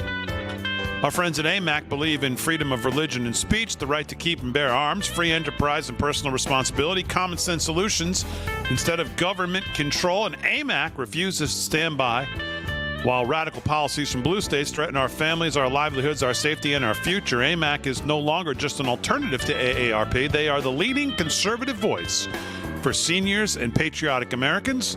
With a rapidly expanding presence in Washington, AMAC is standing toe-to-toe with AARP's massive lobbying machine. And, oh, by the way, they're winning. Join AMAC today and help us replace failed big government policies with common sense pro-America solutions. America needs AMAC. AMAC needs you. Stand with us today. Just go to amac.us/RAV, R-A-V, amac.us/RAV, R-A-V. Join our friends from AMAC. They do great work, great people. And they've got great stuff and great services. So if you're not a member of AMAC, go join them now. 18 past the hour, live from Studio 6B. Tom Norton is an Afghan war veteran, former Sandlink Village president, operations manager, co-founder of West Michigan Veterans Ranch, and he's one of the 4 Republicans in tonight's primary for the open Michigan State Senate District 33 seat. And he joins us now. Tom, how are you? I'm doing phenomenal, you guys. Thank you for being here. Thank you for your service, of course, most of all. Tell us about how this race is shaping up tonight, and what are we looking for? Well, there's a lot of results that are going to be outstanding for quite a bit. A lot of it's going to be where it comes in from North Kent County, outskirts of Newaygo and Montcalm. It's probably what's going to really define the race. There's a lot of the other core on there where certain people are from on it, but I think it's going to be from Kent County, East Muskegon, and Montcalm are probably going to be what really defines the overall race, is what's going to end up happening. So, I mean, that's what we're going to be looking for in that race tonight. Yeah. And obviously, you've run before U.S. House, State House. What did you learn from those past things and past races and campaigns? And did you change your approach at all this time around in connecting with voters? Talk to me about that experience and how it's helped you. Yeah, I've knocked thousands of doors across the district. We also expanded out like mailers, text messages, digital. There was a much more extensive campaign this time around overall, and the name ID does drastically help. Yeah. So let's talk about some of the issues that voters are voting on tonight. And I know energy has been a big one for you, and you've talked a lot about the importance of updating. I know as far as, like, for example, the Hardy Dam and others, modernizing them with turbines, battery storage, grant funding. How do you secure federal, state, rural development grants without increasing burdens on taxpayers? Talk to me about how you've been talking to Michiganders about that. Well, what's going to happen in order to get these grant dollars is a lot of this money goes to California. We all pay federal taxes across the board. We've spent $6 billion on failed windmills in mid-Michigan that don't spin. And what I'm talking about is trying to get $1.5 billion of what they've spent on windmills and applying them to rebuild Croton and Hardy Dam, put sodium ion batteries on them, and increase their output by almost 1,000%. And then the other problem is a lot of these utilities, what they do is they turn around and they just neglect the dams. So what I'd like to do, because a lot of them don't want their dams in there, and it's $44 million in recreation in this district a year, which is a ton, is go ahead and turn around and hand that ownership over to the counties. That way they can permanently maintain them, and the voters themselves actually own that particular utility and can actually sell the electric back to the grid themselves, and the money and the profit goes to the permanent maintenance, because it's a huge part of our tourism for West Michigan. Yeah. You know, one of the other things I know you've talked about, and I'm interested to know about how Michiganders feel about this, and that's creating your own version of Doge. Is that something, when you look at waste and dysfunction in government, obviously that resonates with the state? And how would you go about that? And what would you target first if that came to fruition? The first thing that I'd actually probably target is Michigan's welfare system. We have a lot of folks that are either that are dead, that take advantage of it. They take advantage of other people's benefits. They take advantage of things that need to truly be addressed there. They use food stamps for the wrong things. So, I mean, that's where I'd start, is where people are misusing those benefits, misusing those funds. The other thing that I would do is go through it and look for any duplicate programs and overlays that we have. The state of Michigan, you got regulatory officers in 3 to 4 different departments that could go, and we could reduce that money back to the county level in order to streamline where things are actually at. And I know, obviously tonight is obviously election night, but I know election integrity is part of your platform. And beyond voting, beyond supporting things like voter ID, what other specific enforceable changes are you thinking about pushing for Michigan's election laws? And how do you respond to the left and people who say, oh, all that does is suppress legitimate turnout? Well, what we have to do here in Michigan is one of the biggest things is we need to make sure that all of our ballots can be audited 100% of the time. Michigan actually has a state law in the books that if a bag is actually mishandled, that it's not allowed to be recounted. So what we have to do right here in Michigan is make sure that those bags are always recounted, especially if they're mishandled. And that's something that dates back, creates a massive amount of election fraud across the board. And that's something that has to be addressed for everyone, because there's too many people that died for us to sit there for this country to make sure that we had the right to vote. The other thing we need to do is I fully believe in hand counting ballots. They do it in France. There's absolutely no reason we can't do it right here in the United States and probably get returns a little bit faster. Yeah. Let me ask you one more, then I want to ask you about the more general of what's going on in Michigan tonight. Obviously, there's been a lot of disputes in this campaign. I know I've read that you've had a lot of complaints about kind of yard sign pressure and things like that. There's been some bitterness. How do you move past that, and what is it going to take from a Republican to go in the general and beat Stan Opel? No, it's going to be pretty easy. This district is a 60-some-odd% Republican district. And so this is actually probably the general election in this particular district on it. So beating Stan, we should be able to easily do that and consolidate the Republican Party here and be able to go and help us retake the majority in the state Senate by having candidates go and help in those swing races. And then finally, for me, when you look at the big race tonight, and obviously Haley Stevens and Abdul El-Sayed, and you look at socialism and it's working its way into Michigan, is tonight more about the Democrats or about the Republicans and who wins that race? Are the Democrats saying, okay, if this guy wins, now we have to more embrace socialism, and how's that going to go? And that there's part of the party that says, I'm not so sure we want to go that far. And are the Republicans sitting back and saying, have at it. It's good for us. We'll shape this race if you guys want to go all in on socialism. What's your thoughts on that? Well, what we're going to have to do is do a true fight against socialism versus Americanism. I think the Democrats are going to nominate Abdul, and what's going to happen is Rodgers is going to be able to use that in the general election. That's going to help the Republicans all the way down ballot. Yeah. Best of luck. We appreciate the time, and thank you very much for coming on. Thank you. God bless. And thank you for your service, of course. There you go. Tom Norton. He's an Afghan war veteran, and he's running tonight, one of the four. And seems like a nice guy. He's got a bunch of great stuff on the stuff that's important to him here. A solid red district that he's hopefully going to win handily. Yeah. 25 past the hour, live from Studio 6B. Slick, anything quick sports-wise on scores? You want to give me a quick update? Yeah, I can give you. We got a quick story about a scandal that rocks Tour de France after teams accuse riders of wearing padded bras to gain advantage. This is one Todd Houston on Breitbart. Well, yeah, that sounds like Delgado. That sounds like Delgado on a Saturday on his bike down in the living room. Yeah, he does the breast again. 26 past the hour, live from Studio 6B. We're back right after this.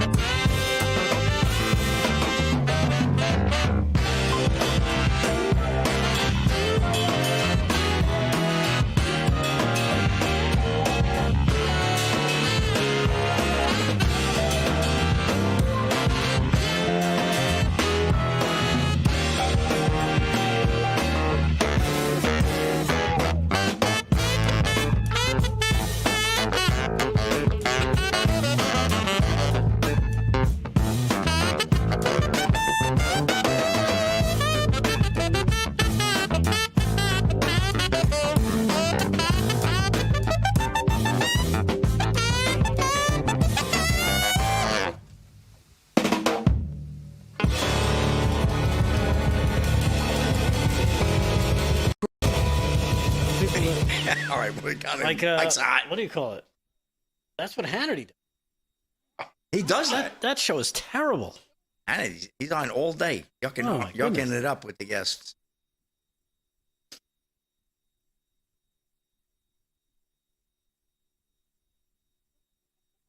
From Studio 6B. Oh, look out. What's going on, man? I'm better. What is this? Steve Smith, sit up straight. He's talking to me or you? He says, Rick. It might be you. Maybe it's me. It must be me. No, he said, no, sit up straight, Rick. Oh. Rick, sit up straight. Must be me. Steve Smith giving direction. Look at that. Aaron, you already in your seat, got the stream pulled up, same crew, new week. Scrolling all the handles, got the I don't understand this. YouTube on the big screen, phone feed in your lap. You dropping in the comments, jokes hit back to back, laughing with the cash like you're sitting on the set. We cut to the break, but you know it don't stop, cause the chat light up when the cameras. No, I'm just looking what this is. Is this? You type it, we ride it, yeah, we talk right back. From the front row couch to the old phone app. It's a family, a habit. Who's he here on behalf of? Someone tell me. What? Okay. Huh? Why is she yelling? I don't know. Why is she just talking to the mic? Huh? Doing something.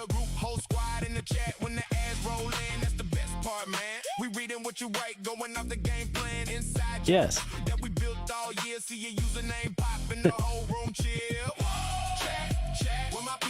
at? You type it, we ride it, yeah, we talk right back. From the front row couch to the old phone app, it's a family at All right. Check, check, check. Thank you. We see you in the stack. Every handle, keep the vibe on track. From the late night laughs to the real talk facts, it's a family, we have it. Check, check, check. Check, check, check. From the first go live to the last sign off, you carry this thing when the nights felt tough. Names on the screen, but it feels like a room. Same inside jokes every night, same crew. Check, check, check. Where my people at? You type it, we ride it, yeah, we talk right back. From the front row couch to the old phone app, it's a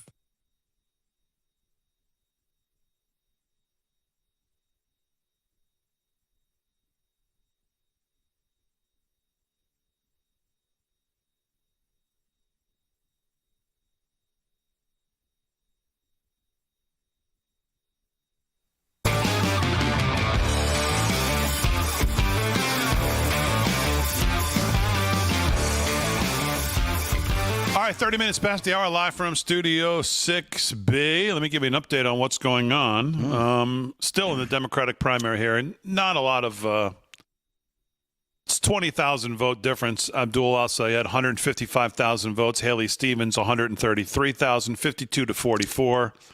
Now, this says only 21% of the votes in. Steve Gruber also said that some things were going to happen late. Polls wouldn't close till about half hour ago. So some closed at 8, some closed at 9, I guess. That's weird. 21% of the fraudulent votes are in, and this guy still holds a 8-point lead. But I don't think there's any drama here at all, unless the It has gotten closer.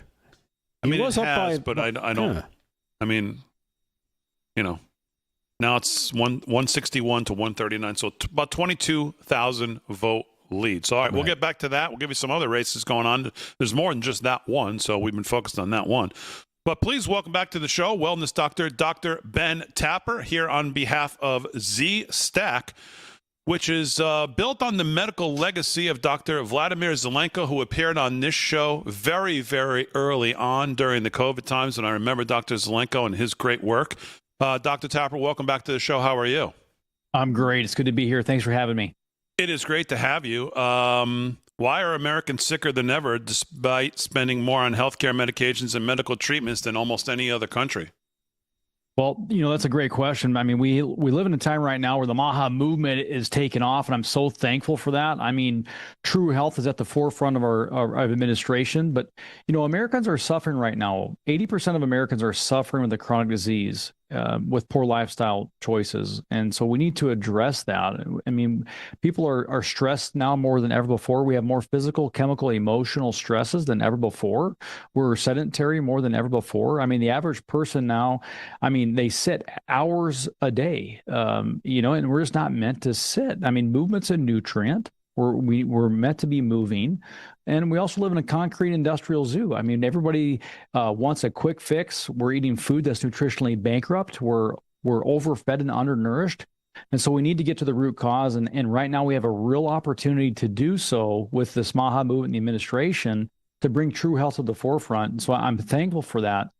But again, we need to move away from, this run into medications, and we need to really focus on lifestyle choices. And that's what it's all about. Yeah, and I assume that you would agree that most of that chronic illness is because, as you just kind of laid out, besides movement and other things, but the body is depleted. As you said, movement is a nutrient. I love that statement. The body is depleted of nutrients, and obviously it needs to. That leads to not being able to regulate inflammation in the body, supporting immunity, and obviously repairing itself. The body is quite the amazing tool, obviously, but it needs the tools that it needs to do what it does, doesn't it? Absolutely. All disease starts with toxicity and deficiency. And so, there are genetic pathologies, obviously like Down syndrome or cystic fibrosis, that you can blame the genome on.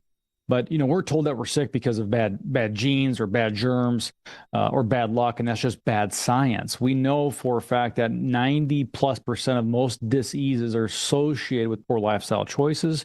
from either toxicity or deficiency. And we need to move away from that into purity and sufficiency. And we do that with good supplementation, good lifestyle choices. We need to eat well, move well, think well, and we can be well. And our level of health is really on a continuum. We're either moving towards health and wellness or sickness and disease, and the choice really belongs to you.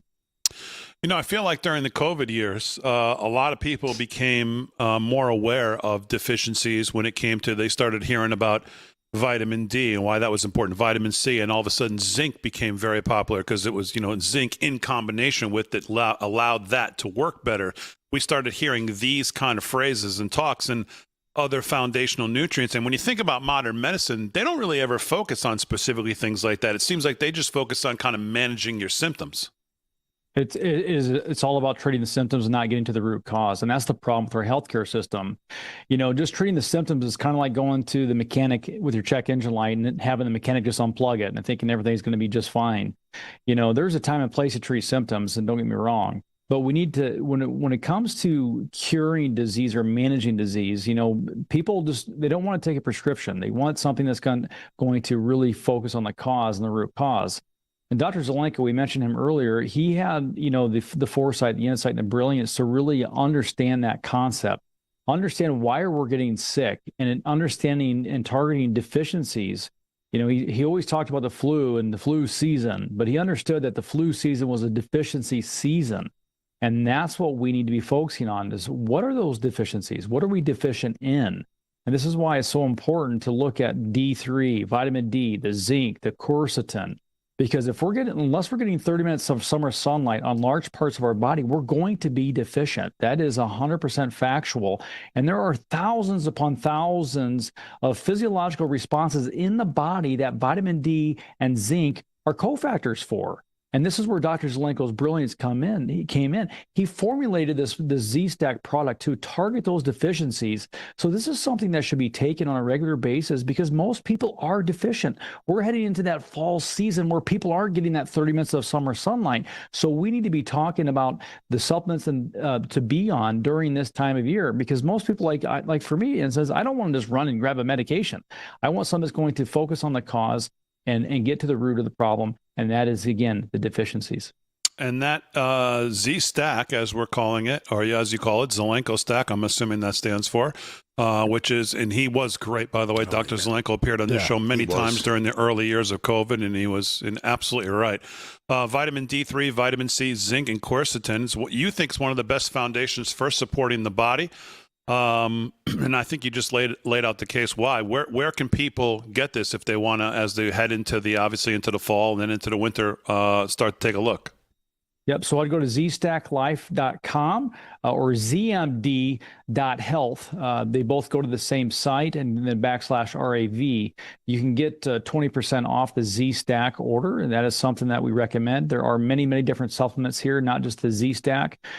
We have the Z-Sleep. We have the Z-Tox. We even have a children's Z-Stack. So these are all the things that I recommend. These are all some of the best formulated supplements on the market.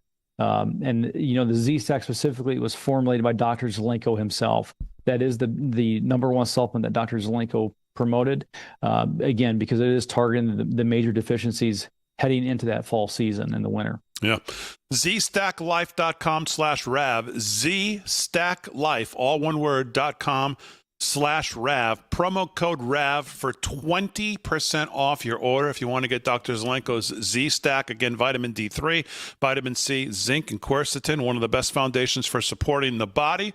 Dr. Ben Tapper, thank you so much for joining us. We really appreciate it. Yeah, thank you, guys. God bless. All right, thank you. You too. Enjoy the rest of your night. zstacklife.com/RAV. Go check it out. I'll tell you what, it's a great-looking site, sharp. Mm-hmm. And I still have it. I still use it. Packaging too. Yep. I still order it when I run out. All right, 38 past the hour, live from Studio 6B. We finally have some time to do some news. Delgado, what's going on? Oh my goodness, Damon. Well, let's do some election news in Hawaii. Ooh. You want to take a trip across the water there? Hit the beach? So I love Maui. Yeah. I always wanted to go there, but I never have. I got married there, baby. 6 hours from here to Cali, and then another 6 or 8. It's a piece of cake. Relax. Bring a good book and be quiet. I went twice. It was great. It's well worth it. Strong, Slick, don't you think? No, I love Hawaii. I know it's a little liberal, but I love that place. It's beautiful. Well, I got married there. Speaking of liberals, brutal karma. So you're saying it's an easy trip? Easy. I enjoy flying. It doesn't. You been bother there, me. Delgado? No. Would love to go. An easy. Well, I mean, in terms of the hours of the flight, I've been to Europe a bunch of times. Same amount of time. It's good. You're right. You can make it. No, it's not. It's the same. Europe is the same as going to California, like 5-6 hours. Yeah, something like that. Where did you go? Stop, take a day, then go to Hawaii. Right, that's what I mean. 6 or 7 hours. So, where'd you fly to Belgium? Yeah. Okay. Yeah, where'd you go to Iceland? Icicle land. I went to get chocolate in Belgium. Anyhow, do you want to hear about what happened to the Democrat running for Congress in Hawaii? No. Yes, you do, because it's awesome. This Democratic Congress candidate blasting music on a packed tropical beach, well, gets a little comeuppance shot his way.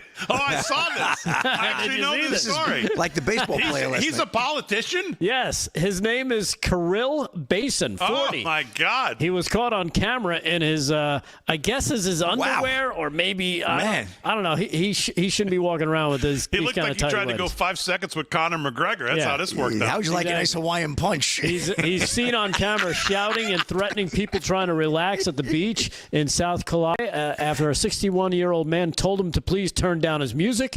He got belligerent, of course, and, well, you could expect what happened. Here is their confrontation. Here's cut number 2. Damon, this is an 8-banger. This is an 8-banger. James Carville would be very impressed with this guy. Check this out. Cut number 2. I told him if he wants to go to the hospital, come here. Oh, I didn't see this all this. Delgado's got the goods. He wants to go to the hospital. Yeah, he's making threats. Oh, wow. Shake hands. Okay. Oh. Yeah. My girl. You. Oh. You're not talking about my girls, right? I don't care. Don't do that, dude. He's yelling at women. What are you gonna do? Go ahead. Just go. What are you gonna do? Don, go ahead. Am I? I didn't put him in the ground. I didn't put him in the ground. I put you in the ground. Oh, he's going to kill everybody. Oh, you're going to hit women now. Let's go, bro. This guy. Mixed Marshall Maui. Mike, All right, good. It's over. It's over. He's a child. It's over. It's not over. Well, let's get to the Here we go. punch here. Let's get to the chair. Don't blink. Let's go. Uh-oh, here we go. Now it's coming. He's threatening the women. This is a Democratic candidate for Wait a office, minute. No, but threatening women on the punch? beach. Where's the Oh, you want the payoff? Yeah. Let's go to cut number 3 for the payoff. This is what we want. Whoa! Good night. And he's out. Whoa! Watch this. And the guy's nice enough to try to wake him up. Come on, buddy. Yeah. What you f***ing about, Holly? It was like Tony Soprano standing over him, Man, telling one him punch. to watch his you-know-what mouth. What a lightweight, man. He went down like a cheap suit. Turns Folded out, like a cheap suit, well, like it was a little follow-up on this, Damon, that Hawaii Democrat congressional candidate, Kirill Basin, has been arrested for threatening a man with a knife after he was asked to lower the volume of the music at the beach. He tried fighting, but was immediately knocked out, as you saw, when he picked up the chair and kind of threw it at him. I thought you were going to say he identifies now as a man. He punched his ticket. Before he could finish swinging the chair, the man threw a powerful right-hand punch and knocked him on his you-know-what. Yeah. So there he is, knocked the F out. He knocked him right to where Slick is on the Cowboys' chances of a Super Bowl. Dreamland. Yes. Exactly. So there you have it. I guess he won't be making his way to office. Slick texted me today, you better hope the Cowboys never win one. Yeah, well, I said, after you I'm talk not to me. worried. Yeah, we're not worried about the Cowboys never winning. Phone trophies here. All right, we'll wrap it up. It's over? The heck? Do we got any more guests? 3 more. Come on. All right, one more to go. We'll wrap it up right after this.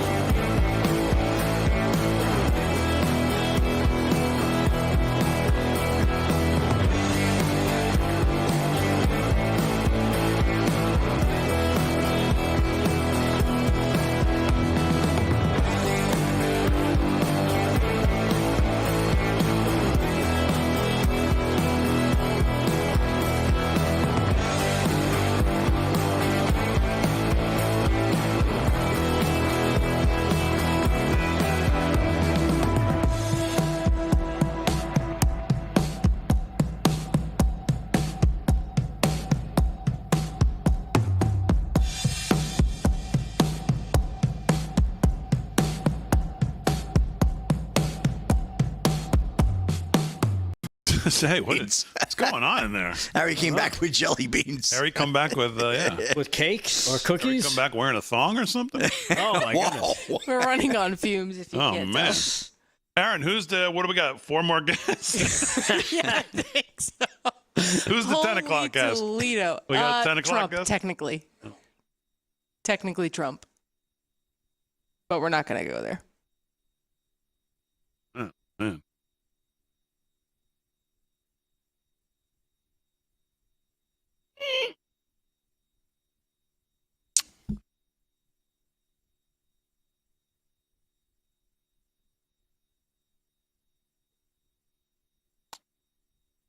Let's see. 51-45.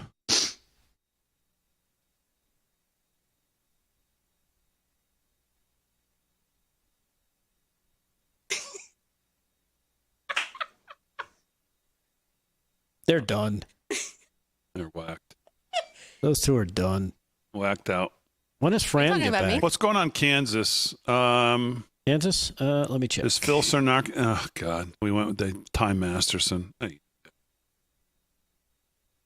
Think he ran unopposed? Did he run unopposed? No, Phil Sarnecki's the conservative there, but of course, Trump endorsed Masterson.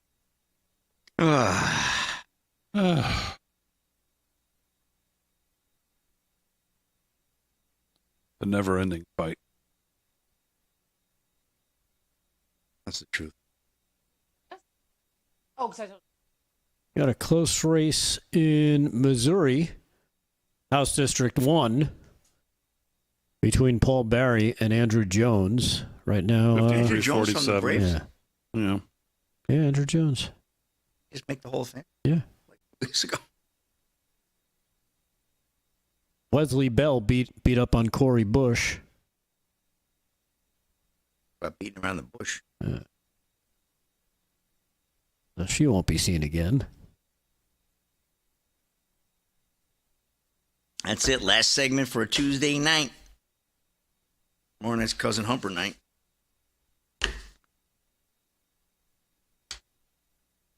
The governor's thing in Michigan's already been called for John Jones. John James, excuse me. Yeah. He won. Jones.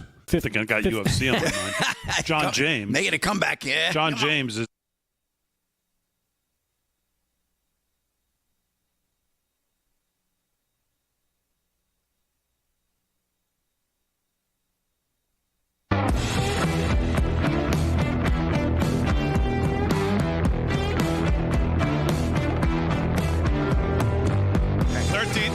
To the hour live from Studio 6B. Slick's doing sports. Delgado's doing news. Aaron and Marissa. We don't know what the hell is going on. No idea what's going on there. They've completely lost it. Is there a camera in there? What are you two doing? You guys have lost it in there. We're just driving the ship. Well, it's like a Titanic. Into the Titanic. Right off the edge of the earth. Into the iceberg. Exactly, right into the iceberg. Thank you. Flat Earth. We've been driving into it for 11 years, though we haven't sank yet, so I think we're okay. Slicks, let's do as much as we can here. Okay. We got 3 more guests coming up. Hold on. 10 o'clock. Hold steady. Slick, let's do some sports. What's going on? All right, one more sweep of the scoreboard. Big D, Major League Baseball. Red Sox 14-2 over the White Sox, bombing them there end of the 8th. Middle of the 7th, Royals lead the Twins 5-1. Pirates trail the Brewers 4-2, top 8. Cubs over the Dodgers 2-1, top of the 7th. Rangers 2-0, blanking the Giants, top 6. We got the Astros, the hot Astros, 6-2 over the Blue Jays, end of 5. Rockies lead the race 7-5, bottom 4. No score, Tigers and Mariners out in Seattle, middle of the first there, just underway. Padres 1-0 over the Diamondbacks. We got some finals. Orioles 3-1 over the Angels. The Cincinnati Reds come back to defeat the Oakland A's 5-4. The Mets 6-2 over the Guardians. Wow, Mets with a win. Phillies 5-0 over the Nats. Yankees 2-0 earlier today over the Cardinals, and Braves 4-2 over the Marlins. I started this story a little early, Big D, but we were strapped for time. But let's get back to this woman's Tour de France. What I did there has become embroiled in controversy as some cyclists have accused others of cheating by wearing a padded padded bra that helps with the aerodynamics. Tour de France officials quickly implemented brassiere checks to make sure no cheating was going on as the third leg of the race continued, according to a Fox Sports Outkick report. I'll do it. All right, that's it. Hands on. Elite racers of all sorts try to gain every advantage they can, even if the gain might seem extremely negligible to the rest of the world. As such, some female cyclists have used bras that make their bosoms rounded to aid in the aerodynamics of their bodies as they race. The practice is called chest fairing, and that's a new one for me. Yeah. Outkick noted, and for a top racer, could add a few seconds to their total time. Well, a few seconds in the Tour de France is everything, right? Padded bras are expressly forbidden under International Cycling Union rules, which ban women from enhancing the size of their chest to gain advantages. The group's rule 1.3.032, Rick, I know you're a big cycling fan. You probably don't even know that rule. Prohibits the use of padding or accessories that modify the morphology of a cyclist. So anyway, the story's going nowhere, I know. Well, listen, the story's going down. You know what? It popped out at me, and I said, "Oh, let me jump on that." So okay, what was the story that you were debating doing after that one, or before that one you chose? It was something about inflated arses. No, well, we got some horse racing news. I mean, I know you fellas like the ponies. Churchill Downs NYRA unveils 6 race championships to debut in 2027. AP report. Saratoga Springs, Big D's favorite place. Churchill Downs Incorporated and the New York Racing Association announced a 6 race championship series. The sequence spans 5 months. That includes the Kentucky Derby and Belmont Stakes and a $5 million prize pool. It is set to begin next year. The first and third legs of the Triple Crown are scheduled next year for the traditional 5 weeks apart between May 1 and June 5. A spokesperson for the Maryland Jockey Club said the date for the Preakness next year is yet to be determined and declined comment on the championship races in Kentucky and New York. So championship tournament, $5 million sounds a little light though, right? I mean, those horses are worth how many million, right? That's amazing. So anyway, Big D, Ohio State, the coaches poll came out today. The Ohio State Buckeyes for NCAA football about to begin in 2 weeks. Number 1, OSU, baby. No surprise there. We shall see what happens. And that's a wrap in sports. We got one more week before we can say no more weekends without football. Yes. Yeah. Oh, baby, come on. Man, oh, man. Odds Maker Season 3 getting revved up. Aaron's licking her chops. Aaron can't wait for Gino to make his debut back with the Jets again. Oh, yeah, that's exactly what I'm excited about. Yeah.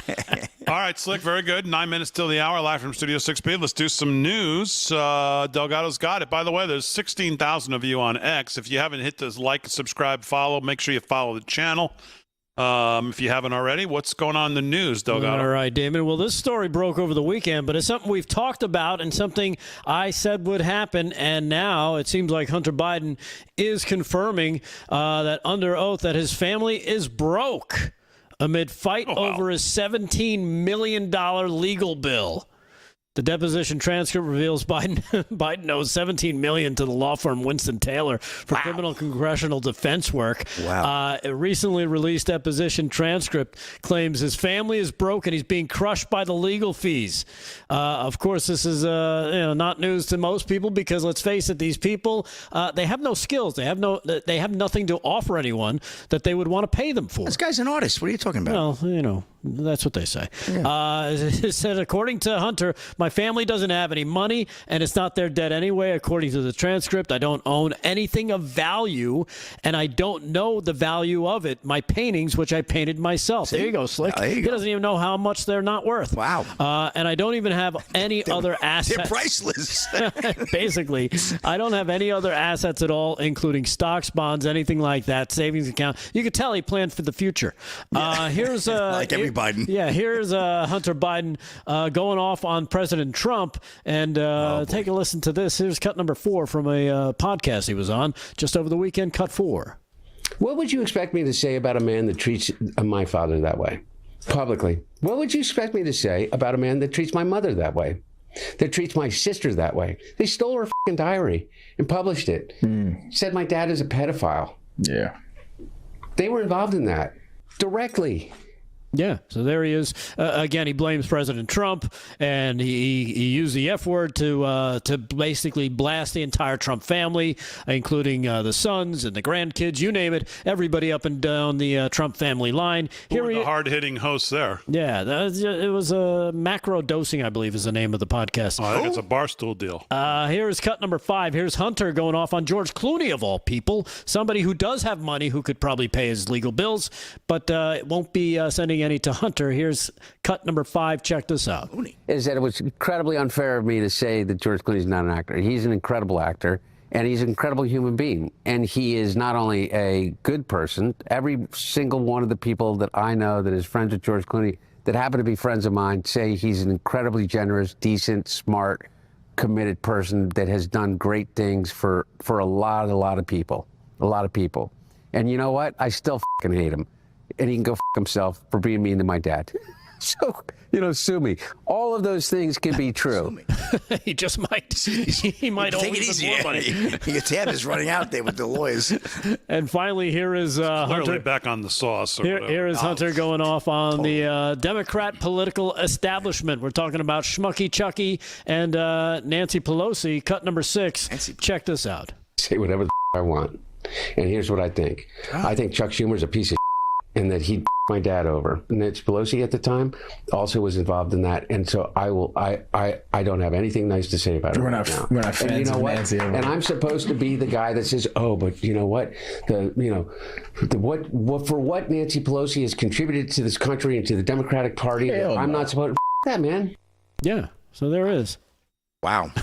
He sounds a little upset that he has no money coming in anymore, and he owes $17 million. Wow, $17 million. Former President Joe Biden, however, pulls in more than $400,000 a year in government pensions from his time in Congress and the White House, according to the National Taxpayers Union Foundation.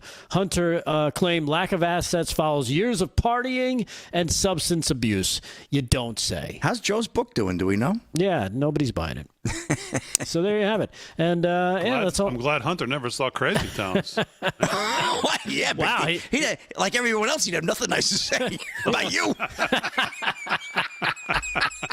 Yeah, he could join the list and have nothing nice to say about this show or me. Yeah, exactly. Whatever. As always, we salute our military, active and active police, firefighters, first responders, EMTs, everybody on the front line. Thanks, guys.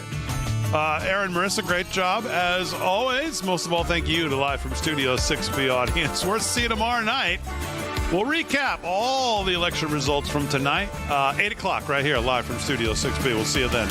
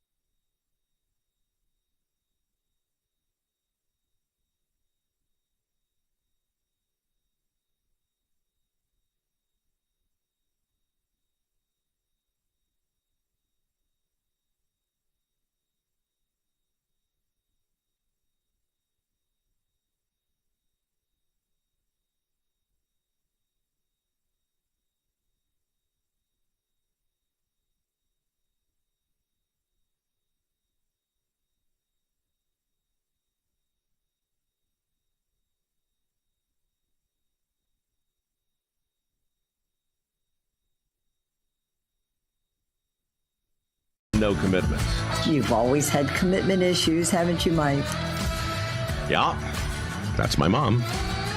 Pure Talk, where the savings are real, and so are the mothers.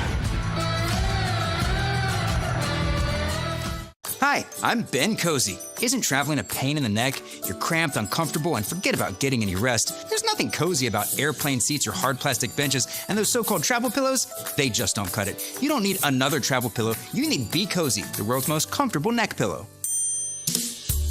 Trapped in the middle seat? Wrap Be Cozy around your neck to stop chin drop, bobblehead napping. Smashed up against the window? Fold Be Cozy over and tuck it onto your shoulder for super side support. Frequent flyer miles got you sitting aisle? Turn Be Cozy to the side for the perfect pillow position. Everyone wants to be cozy, so get the world's most comfortable travel neck